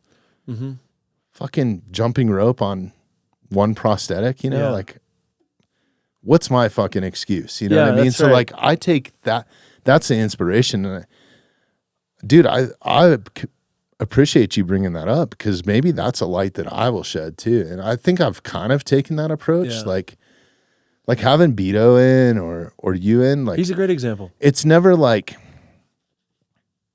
I never bring up like, so tell me about buds or tell me about like, those are the same conversations. Like you go and listen to a lot of the podcasts that those guys have done or whatever. And it's intriguing, right? Like it's cool, but I think that there's so much more to you guys as individuals and what you do, like crushing it business wise. And like, I look at my buddy Ryan Bates. He's another one, like fucking married a supermodel and she's got a successful That's a Monster business. Girl? Yeah. Yeah. And then started an ammo company. And sweet. I'm actually wearing their hoodie right now, Canoe Club. It's an online, Vegas. Oh, cool. But then went into the personal protection world and was like, I think he did, I don't know if I should even be talking about this. I won't bring it up, but like high level, like casino owners in Vegas, like personal protection, and like, just has done so many amazing things. He started a bar in like Seattle and had 4 restaurants by the time he was done, and sold that business. He's done it. Oh, there's infinite, like just crushed it. Infinite stories. A lot of the guys are pretty quiet, and it's not to take away from the good work. That's not at all what I mean. Yeah.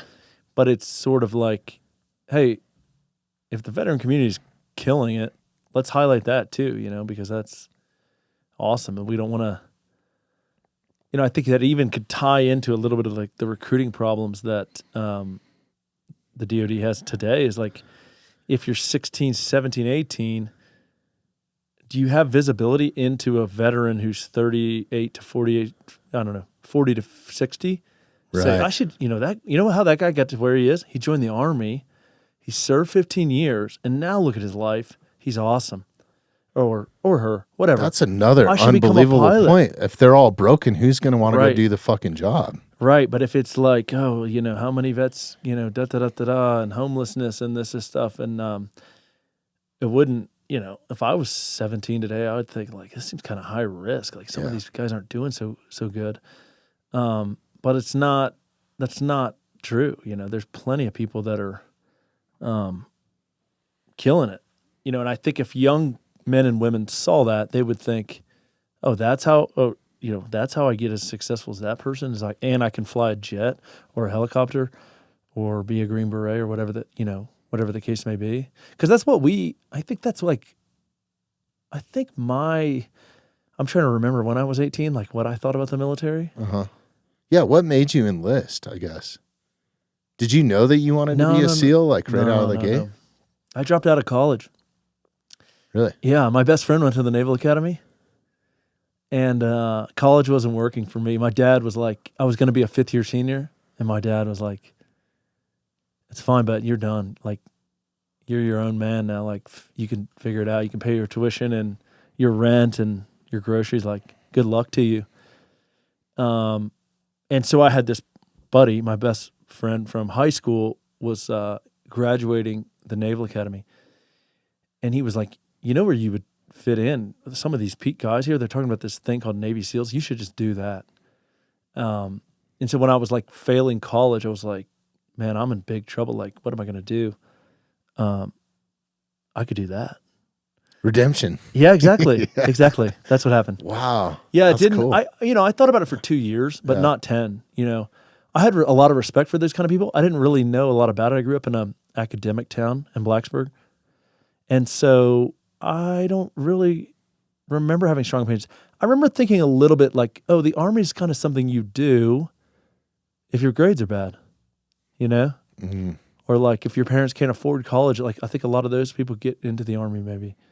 But also kind of thinking it was like an adventure, like good for that, good for those guys that they're not going to, they could either work at Subway or, doing landscaping, or they could like, jump out of raise airplanes, their hand and say like, I'll serve and I'll do it. And who really knows what's going to happen to them? I was like, that's pretty cool.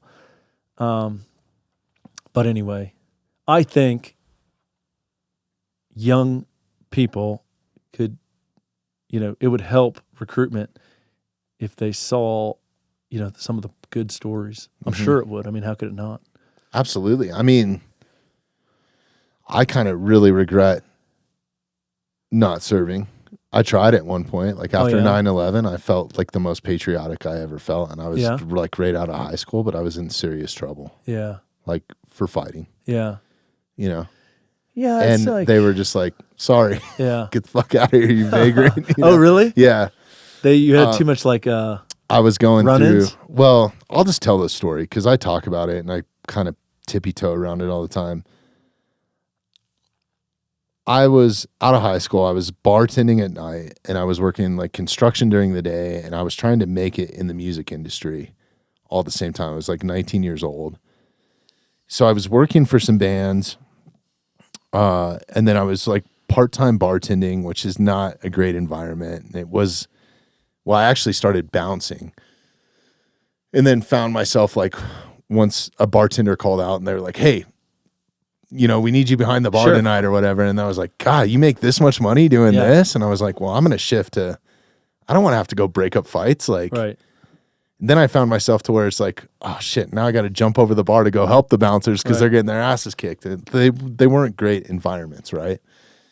A lot of drug use going on, outlaw type people coming into the places, or it was a nightclub. Like, Sure. anybody gets enough alcohol in them, they're going to make bad decisions, So I was doing that, and then I was doing construction stuff during the day, like log accent type stuff. Uh-huh.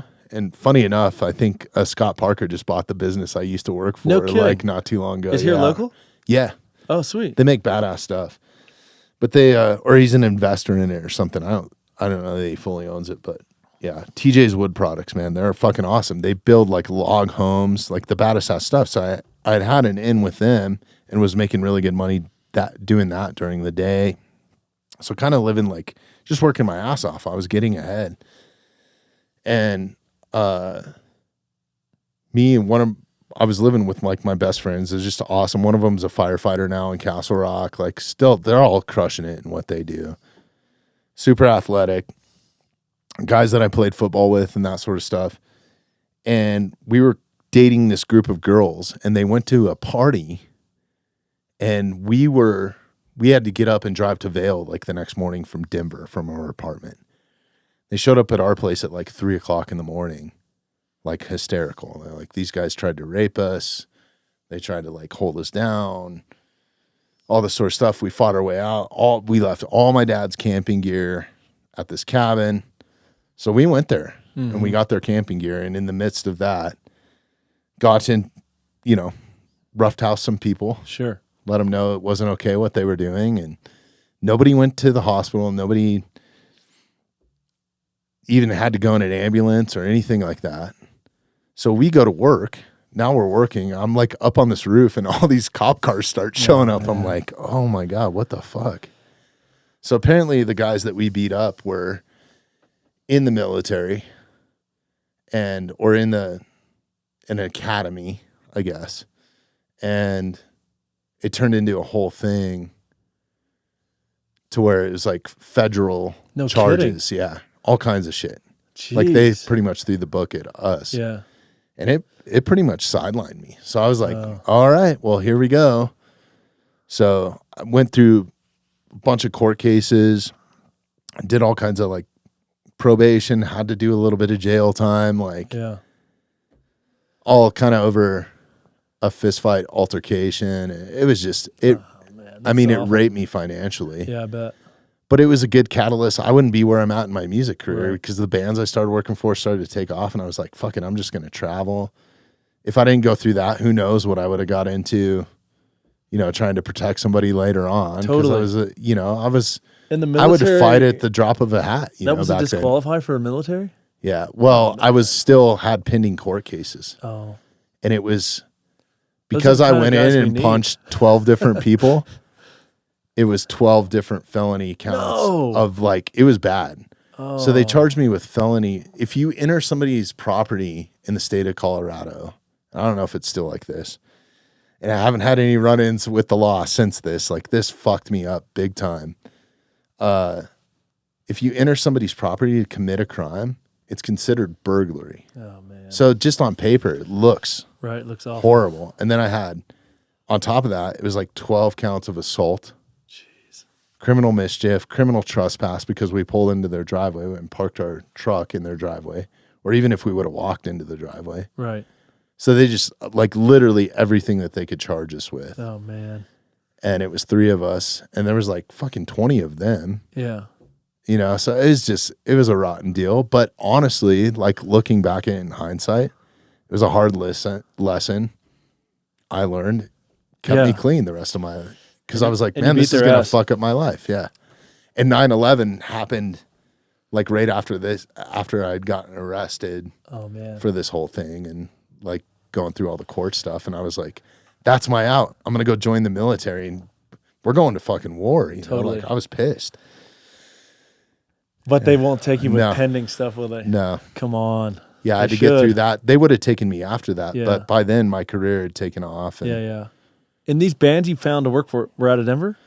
Yeah, so I started working. One of my buddies was in a band, and they were gaining like some local success, and they had got booked to open up for somebody. I can't even remember who it was. It was like, it wasn't a huge name, but it was a big name in Denver or something. It was like, I want to say it was like Big Head Todd or one of these bands or something. They were like, dude, we need a guitar tech so we look professional. Can you be a guitar? I was like, I don't know how to fucking tune a guitar. And they're like, it's easy. We'll teach you. Just make us look cool by handing us the guitar. So it was like kind of one of those like a facade, right? Yeah. So I learned how to tune a guitar for a week. And then after they did that show, they had all kinds of people reaching out to them, like small record companies and that sort of thing. And they're like, yo, we need somebody to act as our manager to actually talk to these people. So it was kind of like behind the scenes. I was learning from the drummer and had some experience in it. So I was playing manager, and the managers or the record labels that were reaching out sniffed me out like right away. And they're like, no, we're going to put you in touch with this guy. And it was a godsend. I met this dude that was an A&R rep, and that's what he did, was like break bands. Right. And he's like, here's your role. He's like, you're the perfect tour manager. You want to go on the road. You want to experience all that. He's like, this is what you need to do. And kind of took me under his wing. Nice.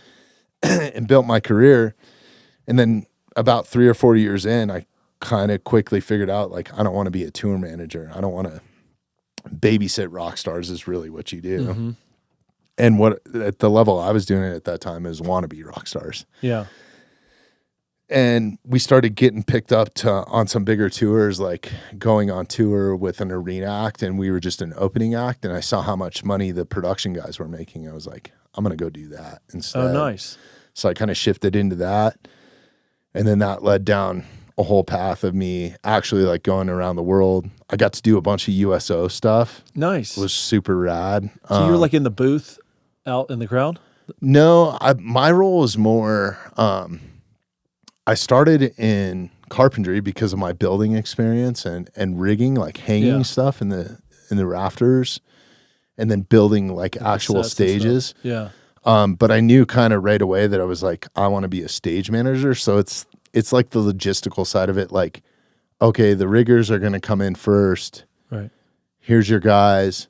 Pull that truck in. This needs to come in this order. So you're kind of orchestrating everything that needs to happen in that order, and then the same at loadout. Yeah. And you're going into the shows that I started on, like right away, you're going into arenas. So it's like 7 to 8 trucks, semi-loads of equipment that you unload in the morning in order, and the guys start building right away. And then they're normally done before like lunch, 2, 3 o'clock. Doors happen at 3 or 4. Now the artist is showing up at the venue, and you got to show them how to get to the stage, because every venue's different. They all have different layouts. So you're kind of figuring out that path. And then they do the show. Oh, you do a security briefing. You're working with security. That's how I know a lot of the former military guys. So I spent countless hours outside of a dressing room with the personal protection, just us shooting the shit, them telling me war stories, me telling them, rock and roll stories. Nice. Or whatever. Man, that sounds like a way to live, man. Yeah, it was cool. And then you do the loadout, and then you go to a different city and you do it all over again. They pack it all up at night and roll out. You actually sleep on a tour bus while it's moving. Like, there were times where I would get to like home.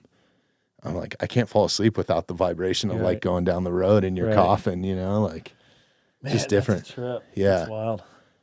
It was cool, man. It was an awesome career. It took me all over the world, like probably 10 or 12 times. Dang. Yeah, I got to go to the Middle East with it and stuff. I Was got to do some military stuff. Did most of your work with?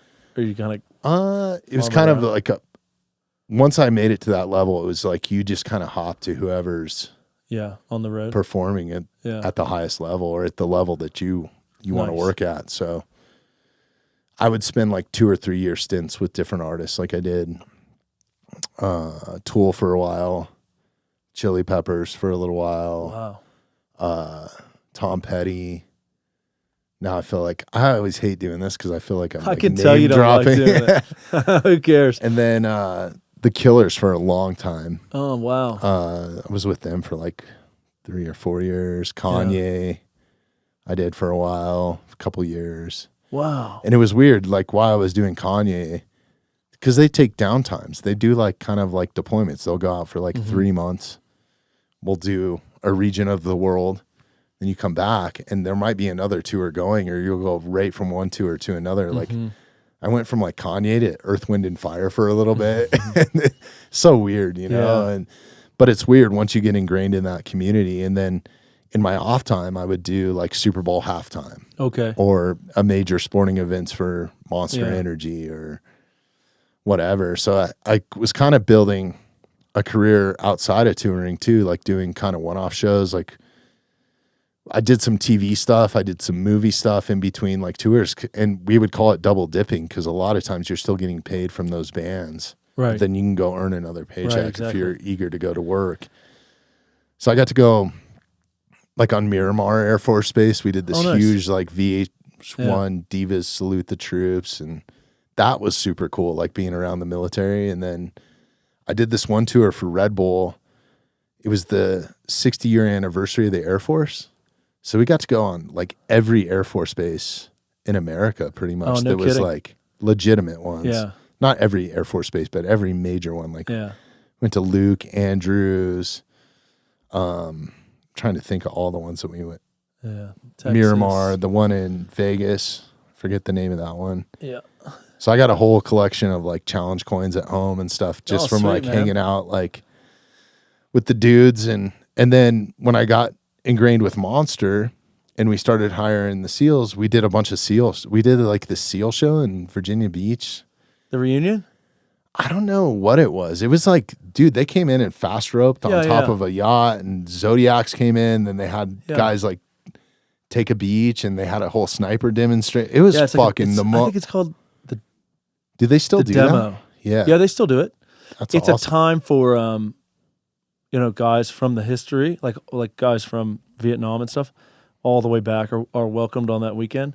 So it's a lot of times it'll be like a whatever. So in 30 years, someone could get a hold of me and say, "Oh, the SEAL team for this platoon, we're all meeting at the reunion."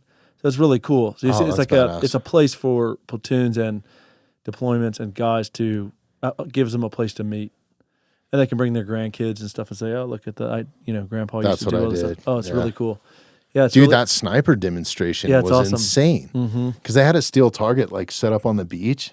And the whole like demonstration that you were trying to locate where the sniper fire was coming from. And he was shooting over your head or something?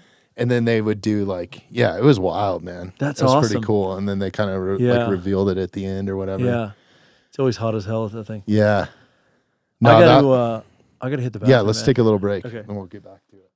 If you're not checking out the Mountainside Podcast on YouTube, you absolutely should be. If you like the content that we create here and you want to help support the podcast, please take a moment, subscribe to us on YouTube, and hit that notification bell. Do you have to be out of here by a certain time? No. Okay. We'll go. You want to go a little bit longer? Yeah, sure. Yeah, I'm fucking enjoying hanging out with you, man. Yeah, these are kind of cool. I don't know if I ever showed you. You probably know exactly what this is. I got this from SEAL guys. Yeah, it's a 105. 105, yeah. Yeah, fucking. Dude, could you imagine? The night they gave that to me, they were like, "You got to drink 10 of these," and I was like, "Are you fucking kidding me, dude? That's a lot of beer." Imagine if this came for your head. Oh my god, dude. Yeah. It's amazing. Yeah. I mean, you might prefer it though, because it would just be like so. Oh, it'd be so over. Like Yeah. pink mist, right? Is what you guys call it or something? Yeah. Yeah. You got it. Where like a smaller round, it's like. It's just, Oh yeah. Or being tortured to death, like. You know. I couldn't imagine. I don't know, just like some of that, like that. The fucking Al Qaeda type stuff, like what they were doing to like some of those reporters and like, it's just fucking sickening, dude. Yeah, those like, guys were really. That was evil at its purest form. Totally. Yeah. Yeah, it's bad. Yeah. No bueno. Yeah, no good. I think about that, and then I think about what normal people complain about sometimes. I'm like, they have no fucking idea. Unless you've been to like a third world country, it's kind of humbling, you know? Like that was one thing I got to do that was really cool touring. Mm-hmm. Is once I got to the point where I'd been to Australia multiple times, or I'd been to Rio a bunch of times, I would always get off the beaten path and like take my camera and like actually try to get into culture, and found myself in some crazy situations a couple times where I was like, fuck, maybe I shouldn't have come here. Like, but yeah, that was humbling. That was really cool. And then I got really into World War II history. That's what I would do when I was in Europe, is like go seek out like bunkers, and like that was fucking awesome. Cool as hell. Yeah. Yeah. I learned so much about just Europe and European history, and oh man, that's like the coolest. That's how we know Norway we're getting old. And stuff. Yeah. That's how we know we're getting up there. So the more interested in history you get. I got tired of chasing girls and going to bars with the guys on the off days. So it was cool, because I had some buddies that we would kind of go on those adventures together. So it was always by myself, but the best ones were by myself. Yeah, it's good for you. You know, I think it helps your perspective to travel a little bit. Totally. You know? Yeah. You don't have to go to like, you know, some war-torn place, but just to, I think just it just to see what normal people people have. Yeah. Yeah, totally. Yeah, we're so fortunate here in the U.S. It's like, Sarah, maybe look this up. There's some crazy thing. It's like, if you make like $30,000 a year, $20,000 a year, you're in the top like 1 to 2% in the world as far as like wealth. Right. It's crazy. And that's barely any, you couldn't even live here on that. Live here. Yeah. You maybe could with some like government aid or something like that, but then you're not really, what do you want? Just look up like world like economic. How much money do you have to make to be in the top 1% in the world? Yeah, there you go. Somebody smarter than me. Where's the percentage thing on here? Okay, top one. No, maybe that's folklore, man. Yeah, I don't know. I mean, you realize how far your dollar goes, like when you go to like. Well, there's some people that don't even operate on money. I was just telling this story on the podcast. I think I was telling it with Doc 8. Like this one tour we had ended in Rio, and I got really big into thinking I was going to surf around the world. That was another thing. I was like, I'm going to go just surf all these spots. That's awesome. And I could never surf. Oh, really? Dude, I tried so hard, but like this big fat guy does not ride stick very well. Yeah, it's tricky. And it's kind of for like the smaller, more nimble, flexible dudes. I could always get on a surfboard and like ride it straight, but I was always the guy getting made fun of, you know, like type of things. Like, look at that Holly, you know, like.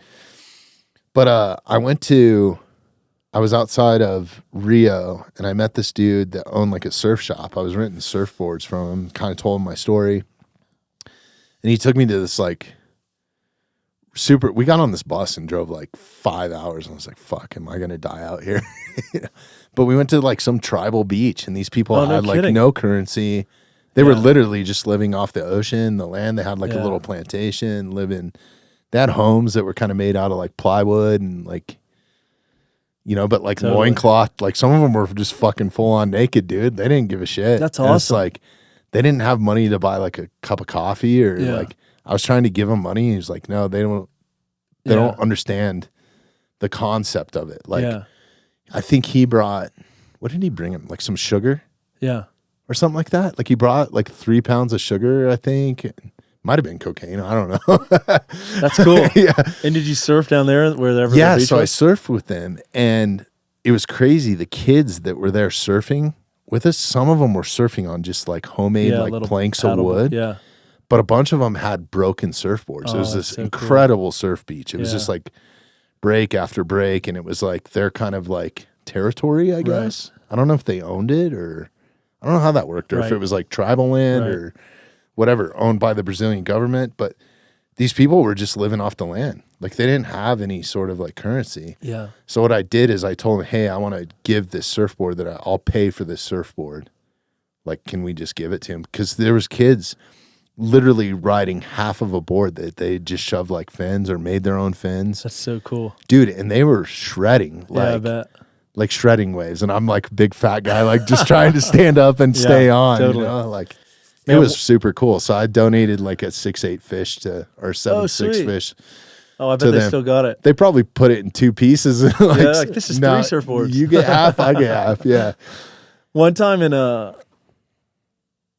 Somalia, I turned on a Humvee, and I heard like as it was turning over, like I heard this cat, like squeal, and it was like in the engine. You know, they like shit.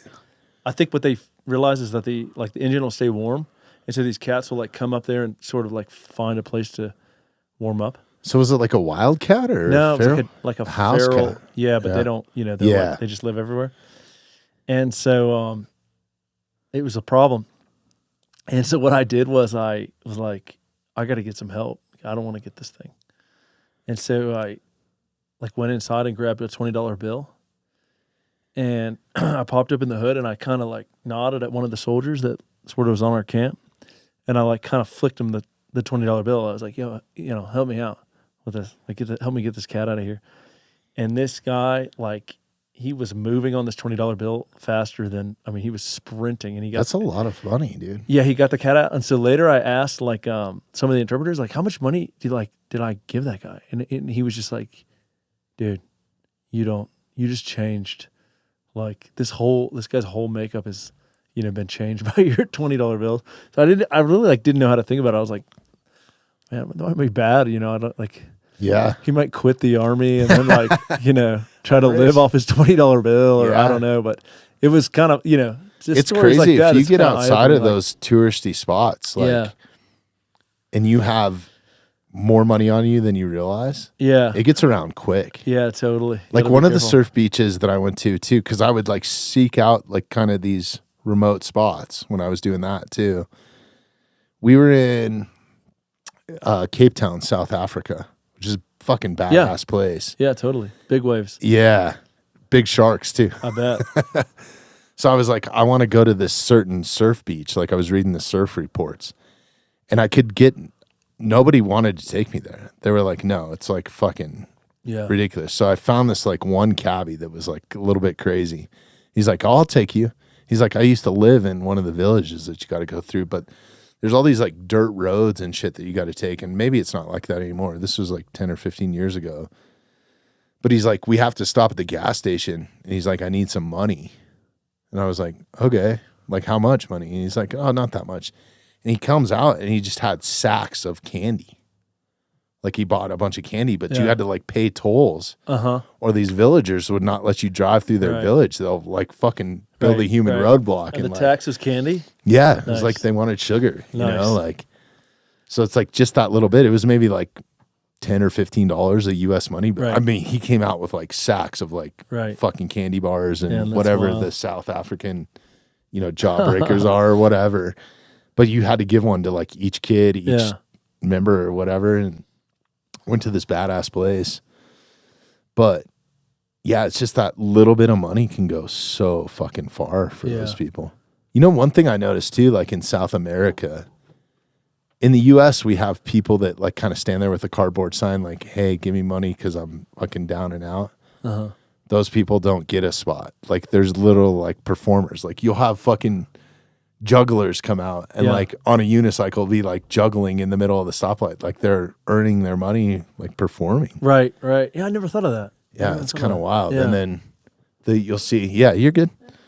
And then you'll see like the real poverty, like people with fucking full on like gangrene, like in the streets. Like you get down to some of those back alleys and it's gnarly. Yeah.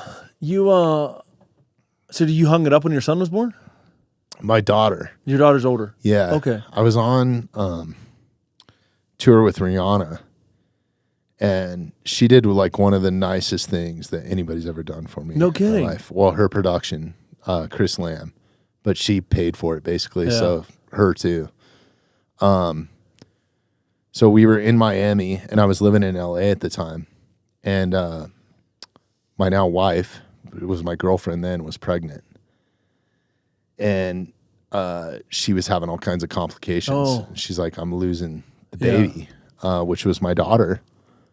And she wasn't like very far along.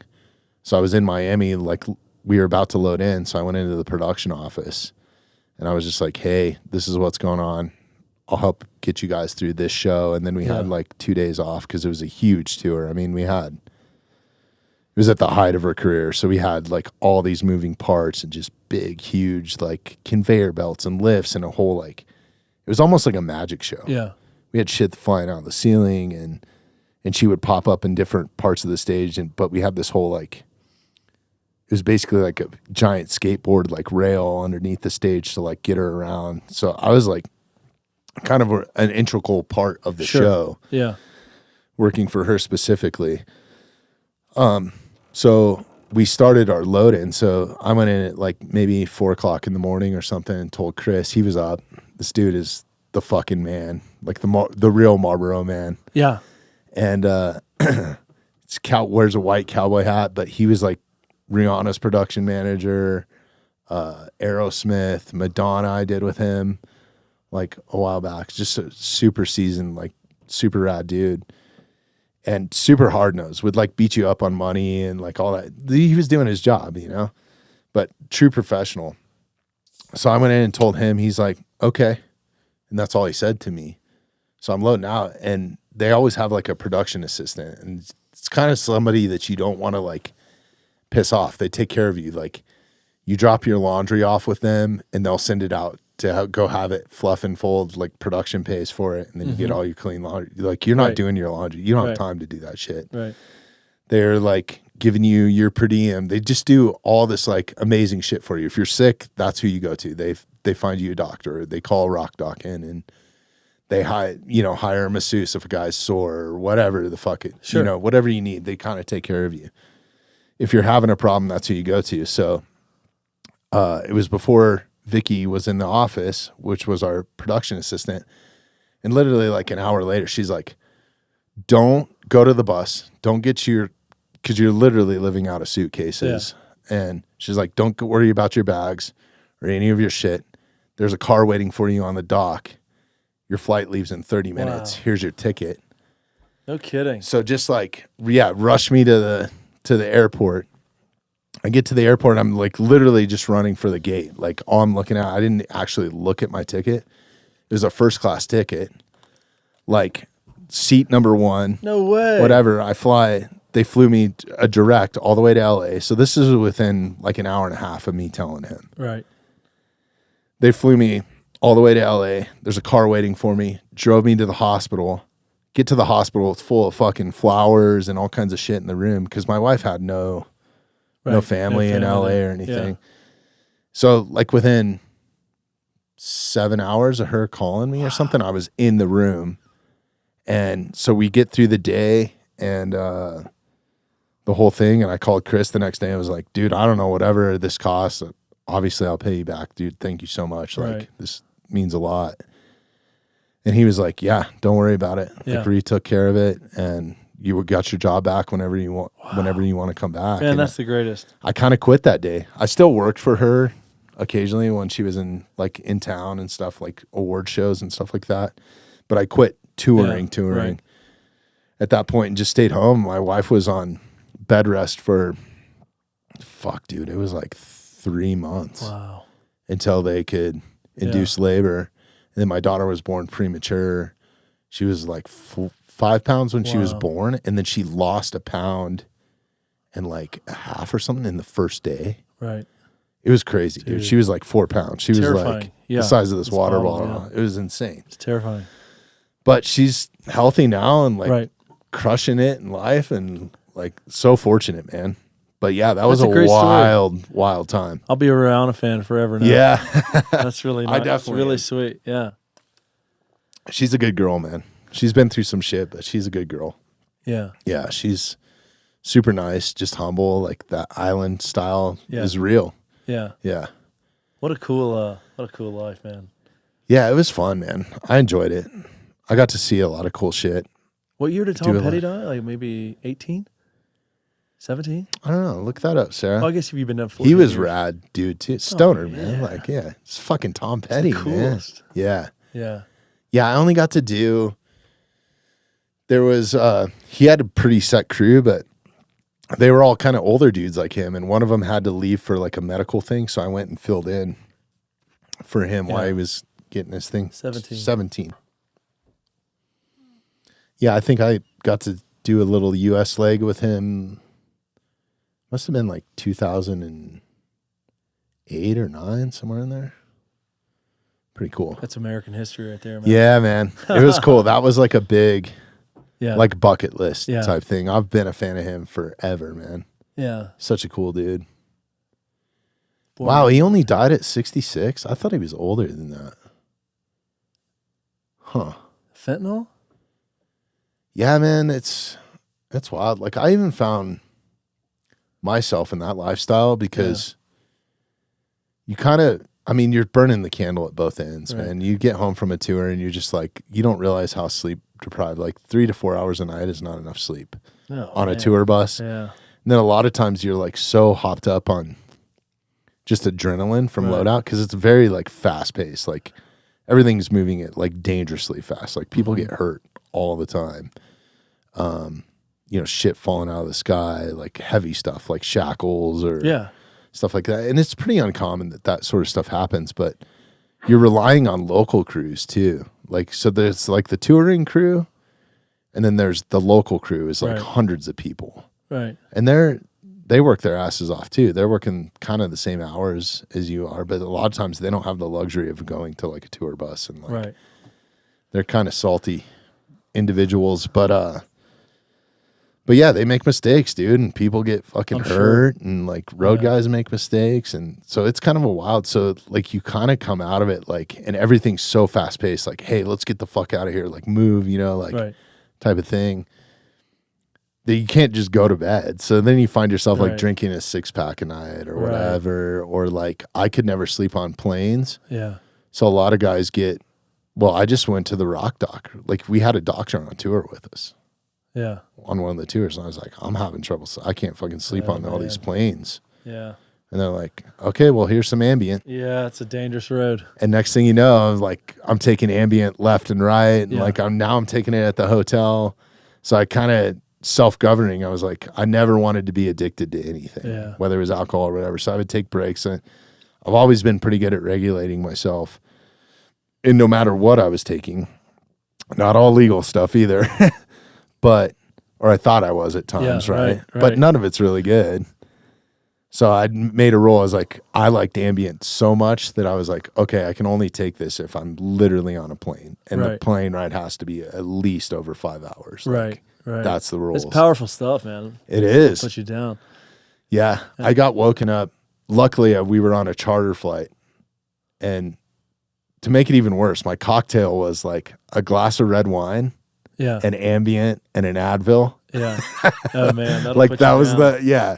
And that would make me sleep like a baby. And you wake up like super refreshed. Like you're out for 8 hours. But the doctor told me, he's like, hey, listen, as much as you're traveling and stuff, like make sure you go to the bathroom before you like take, like, don't, you know. Oh, man. Yeah. Before you take this, like, just do a couple steps, you know, so you don't piss yourself because you will. I was like, okay, cool. Thanks, doc. So I took some Ambient, drank the glass of red wine. I was like, shit, I didn't go to the bathroom. So I got up in our charter to go to the restroom, but there was somebody in there. So I'm standing there and I woke up to the stewardess was like shaking me. She's like, are you alive? Like, cause I was sleeping, standing up with my hands in my pocket, like had no idea. Yeah. And I just went back to back to my seat. Luckily I didn't piss myself, but. Yeah. There's a bunch of stories of like guys going overseas and they do that. And then they're like, oh, well, the plane's, we're not leaving today anymore. You know, or the plane's broken down. Yeah. They're like zombies. Yeah. Basically like, there's nothing you can do but sleep that off. Well, I think like staying up on it is the worst. Isn't that what Tiger Woods was doing? Like, because you start having I think it gives you like a high libido. Oh, really? Yeah. And it also gives awake? you like hallucinations on top of it. Oh, man. I don't know. I think there's That's a way wild. like some guys get addicted to staying awake on Ambient. Yeah. Jeez. I know how you could. I don't know, man. I didn't. That Yeah. shit put me out like No, that fast. 5 minutes. Yeah, but there's a lot of guys that start doing it extracurricular. I mean, there was tours where I know guys that just could not function unless they smoked weed, which that's totally fine. But then I also knew guys that had like, you know, those fishing like tackle boxes that like they're old school. You like open the lid and then they have all these trays that like start. It's almost like a transformer. Yeah.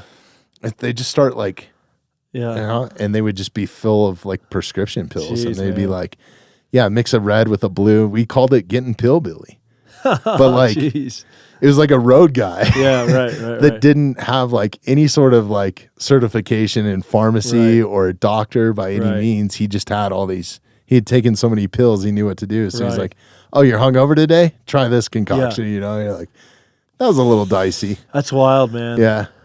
I mean, like the older I get, I feel like this, like everything in life is like just a function, like of how well I slept, really. You know, where like 10 years ago, it was like whatever. You know, sleep 4 hours, or 3 or 5, like, you know, whatever. You know, now it's like really impactful. I feel like even more, like I've just gotten I'm more. such a baby. Yeah, like, I've gotten more and more, like, more sensitive, you know. Oh shit, we got to end the podcast, dude. My bedtime's coming. That's right. That's no, right. it was like, yeah, I have to get that 6 to 8 hours now. I'm such a bitch, man, dude. too, and man. I used to go days. There's times where I would literally work 26, 28, 27 hours, 32 hours. I'll never forget the first time I had to stay up working for 24 hours. It was like, I'm going to die. Yeah. And then after you do it once, you're like, oh, it's not so bad. yeah, I can do this anytime. Yeah. It's just going to suck. But I like, yeah. And now it's like, if I'll miss an hour, you know, my wife is like, "What's wrong with you?" I'm like, "Oh, it's just like so tired." You know, it's like, what? You know, who are you, wuss? Yeah. My big thing now, it's so, you really have to embrace it and really try it for it to work. But once you do and you do figure it out, is it's NSR Deep Rest. Have you ever heard of that? Yeah. It's pretty cool, man. Does it work well? Makes It you feel does. refreshed? It does. It was a big learning curve for me, and I really had to like you lay down and it's kind of like a guided like meditation type thing, but it's not meditation. You just like lay down in a comfortable like position, and there's somebody that's like telling you, okay, like recognize this part of your body, like down to your like fingertips. And they kind of go through your whole body, but it's on just your phone. Yeah, Somebody's playing it. you just like a YouTube or something you can find. I mean, I would suggest not paying for the premium subscription so you don't have to listen to like a Viagra ad in the middle of it. And then also finding the right guide, I guess. But dude, that really is, And they get that's a it's game like 20 changer. minutes. Yeah. You don't fall asleep. No, you you're feel rested. awake, conscious, eyes closed, and you're just kind of, it's weird. Like, I don't know how to explain it. It like calms all your nerves. Yeah. And gives you like this instant, like little refresh, but you're not asleep. Because my problem is if I lay down, it's like I want to sleep for fucking 6 hours. Yeah. Yeah, sometimes it can be worse to nap, you know. Yeah. All right, I'm going to try it. It's NSR non-sleep deep rest, right? Yeah. So the mistake I made, I'll just tell you right out of the gate. The first one, I was like, oh, this chick's voice is cool. It's because she had a super hot voice. So I was laying there. I was like, I started thinking about other shit, right? That's not the purpose. So I was like, okay, I'm going to listen to this dude do it now. I was like, absolutely not. And I'm not having a dude tell me what to do. Yeah. So I had to find like the middle ground. Like you got to find the right kind of guide in it. Cool. But it's totally woo-woo type shit. Yeah. No, I'm it into works it, man. though. It's good. Yeah. All right, I'll let you know. Shit, let's wrap You wanna this up, wrap? dude. It's been great. Thanks for having me, man. Dude, Really thanks for appreciate it. I spending love the it. time. I love having you up. You're welcome crushing it. anytime. Real quick, dude, thanks for the hat too. I'm gonna you're rock welcome. this. This is a badass. Thanks. Oh, this is a badass company. I gotta talk to you because we gotta get some merch made for where you guys are getting those made. Yeah, I think they're in Boulder, maybe. Okay, Yeah, badass. It's easy. Yeah, dude, thank you so much. Great organization. What do you guys got going on there? And are you still heavily involved with that? Yeah, we're wrapping up a congressional task force on outdoor recreation.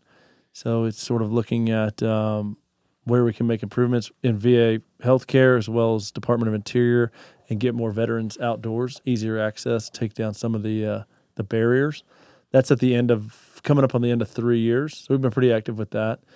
And then we're looking, sort of the way forward in terms of, if we eventually get to a reality where outdoor recreation or outdoor recreation therapy is covered as a VA covered intervention, how do we kind of like determine / govern quality? What does correct look like? Sort of what we were talking about earlier. There's a lot of players at the table. So sort of how do we ensure what quality looks like? And that doesn't mean that you have a medical doctor and stuff. You could just be as simple as a paddleboard trip, all the way up to some of the stuff on the farthest other end of the spectrum, with these psychedelics, ice climbing, or exactly right, yeah. or something like just making sure that the care that veterans receive is safe, quality, and that kind of stuff. So that's sort of the future.